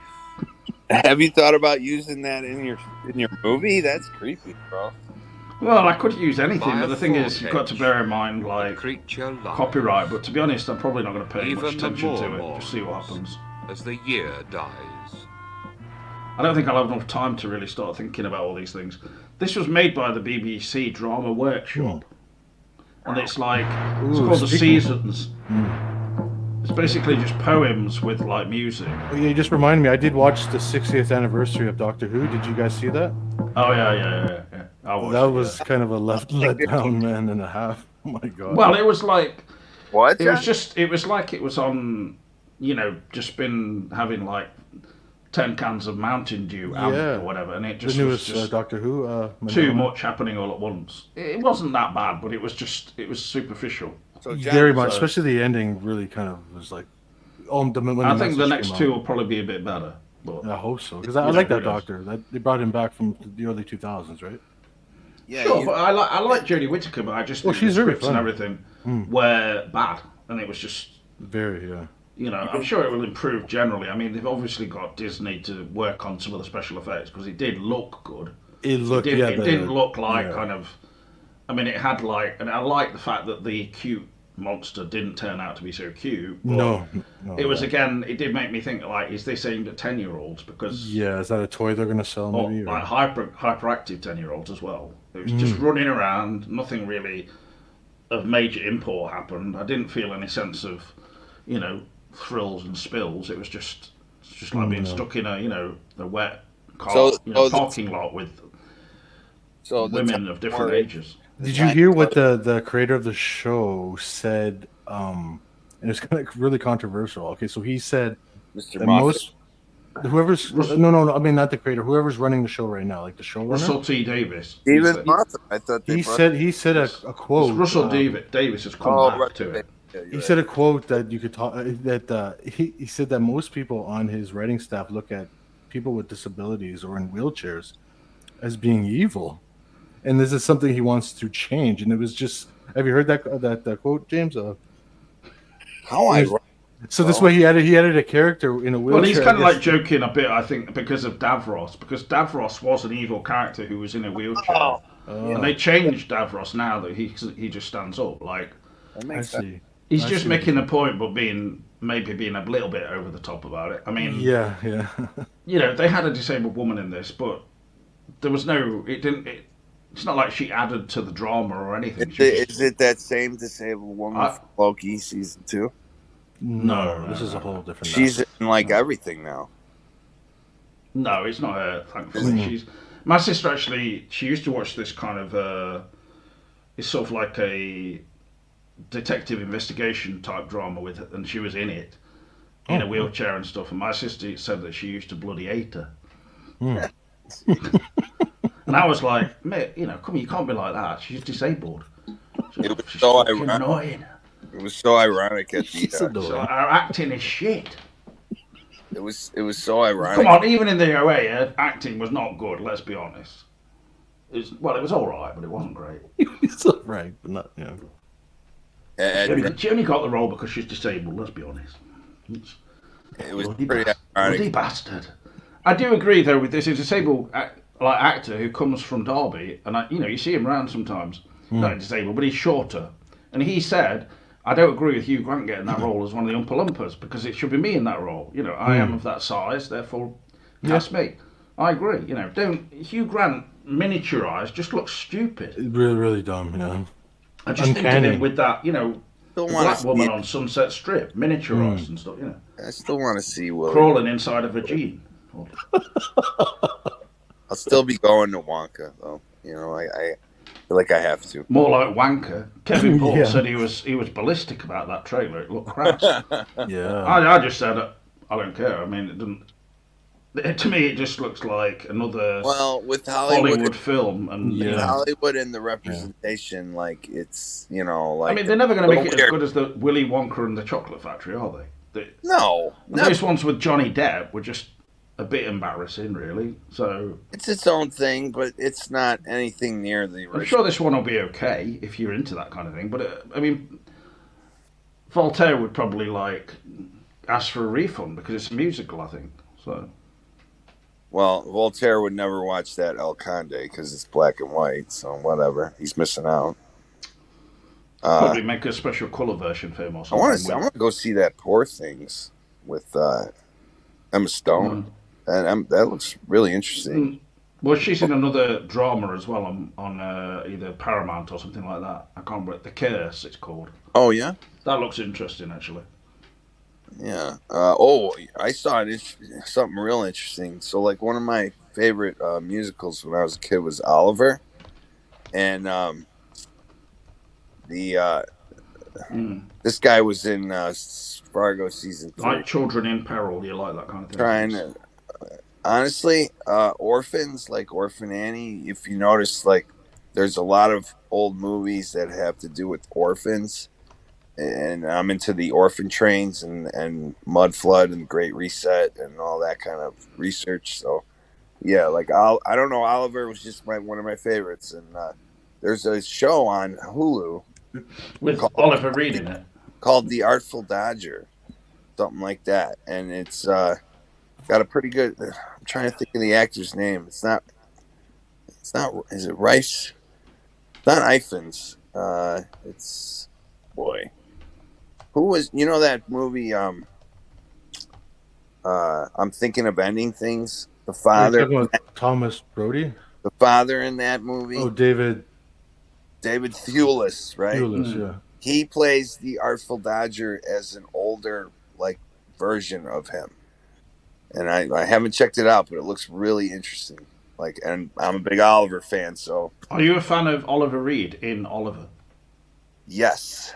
Yes, because he makes a very good. He's very imposing, and I would. Oliver Reed is amazing. Yeah, I loved his performance in Oliver. Yeah, I must have watched that movie 500 times. That was the disturbing. I remember the scene where he kills that woman in the street. It was one of the most disturbing things I ever saw as a kid. Right? Even though it's like a family film, really. Yeah. Bill Sykes. They could still have some pretty disturbing stuff sometimes, and. Then anyway, I mean that's a quality like film. It's like how many films are made that good nowadays? No, that appeal to a wide audience is what I mean. Yeah, you're absolutely right. Because this film Oliver was sometimes, I think Limmy was talking about that comedian I'm talking. Like it was shown often in this country like at 10 o'clock at night on Christmas night or something like that. Yeah. So, because it's not that it's like an adult film, but you can kind of understand why, because it's a film that a general kind of film-going audience would enjoy, and it's it can be viewed as an adult film if you want. Very much so. Yeah. Even though children can watch it, but like Mark Lester used to be friends with Michael Jackson. Really? Who played Oliver in it? Yeah. Wow, I didn't know that. Because nothing strange or disturbing about it. I mean, whatever you think of all that kind of rumors about. Michael Jackson. For me, I just think that Michael Jackson himself was sexually abused or something. So or physically at least, and emotionally abused. That's sure.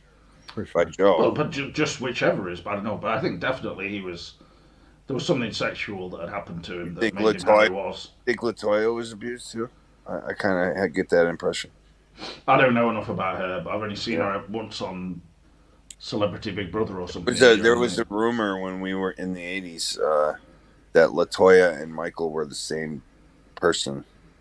All right, but the thing is, we're not talking about that. We're talking about, they were in like basically beds together, weren't they, when they were the Jacksons, and then there'd be like humping going on in the bed next door and stuff. And I mean, even though it sounds relatively. Perhaps not that disturbing. I think that we will never know one way or the other with Michael, but that sexual energy, like, contributed to what he did on stage. It was like he was possessed when he got up on stage. I mean, you definitely. But also he seemed to have something of an aversion to. Basically. Regular. To women as a whole. I mean. Yep. The sexual side of things, he wasn't interested in that really, was he? No. I don't think he was massively interested with get boys or anything like that either. It was just he was more interested in having Macaulay Culkin over for a sleepover and playing in the arcade. So yeah, it was strange. It was definitely strange, but on the other hand, if nothing like untoward happened, you know. Well, how would we know? He had a secret room in his bedroom. He had a secret way to go out in the back. He had like a back door Like a that hidden went down a entrance. hallway in his room. So I don't know. I mean, that's true. So Macaulay Culkin sticks up for him. has said that nothing happened. Whether it Yeah, happened with but anyone else, who knows? He's got those weird bunny ears. Business. Who just got on the Walk of Fame for the first Boy, time? it's all about the Oh, bunny. welcome. It's all about the bunny with him. And pizza, right? That was the name of his group, Pizza Time, right? Weird. Just weird. Weird coincidence. Well, maybe it is to you. Oh, it is to me. It actually is to me. I like Macaulay Culkin, though. That doesn't mean that that's the only way you can look at it, though. He was very good in American Horror Story season 7, I want to say. The new season is not good. It is. I watched the first 5 episodes. It's like a total ripoff of Rosemary's Baby, start to finish. I mean, unless the next 5, which come out after Christmas, are gonna like totally change up the script and flip the script. But like, out of all the seasons, I mean, it's one of my favorite shows. This one is. It's called Delicate. Boy, the script is delicate. Let me put it that way. Like, my God. Okay, well, anyway, it's 22:11 here now, so I'm going to call it a night, and hopefully we'll talk again soon. Yes, thank you for having me on today. A lot of fun. Yeah. Thank you very much to Ben, and thank you to Johnny. Thank you, everyone in the chat. We'll talk soon, and see you in the trees. Ciao, everyone. In the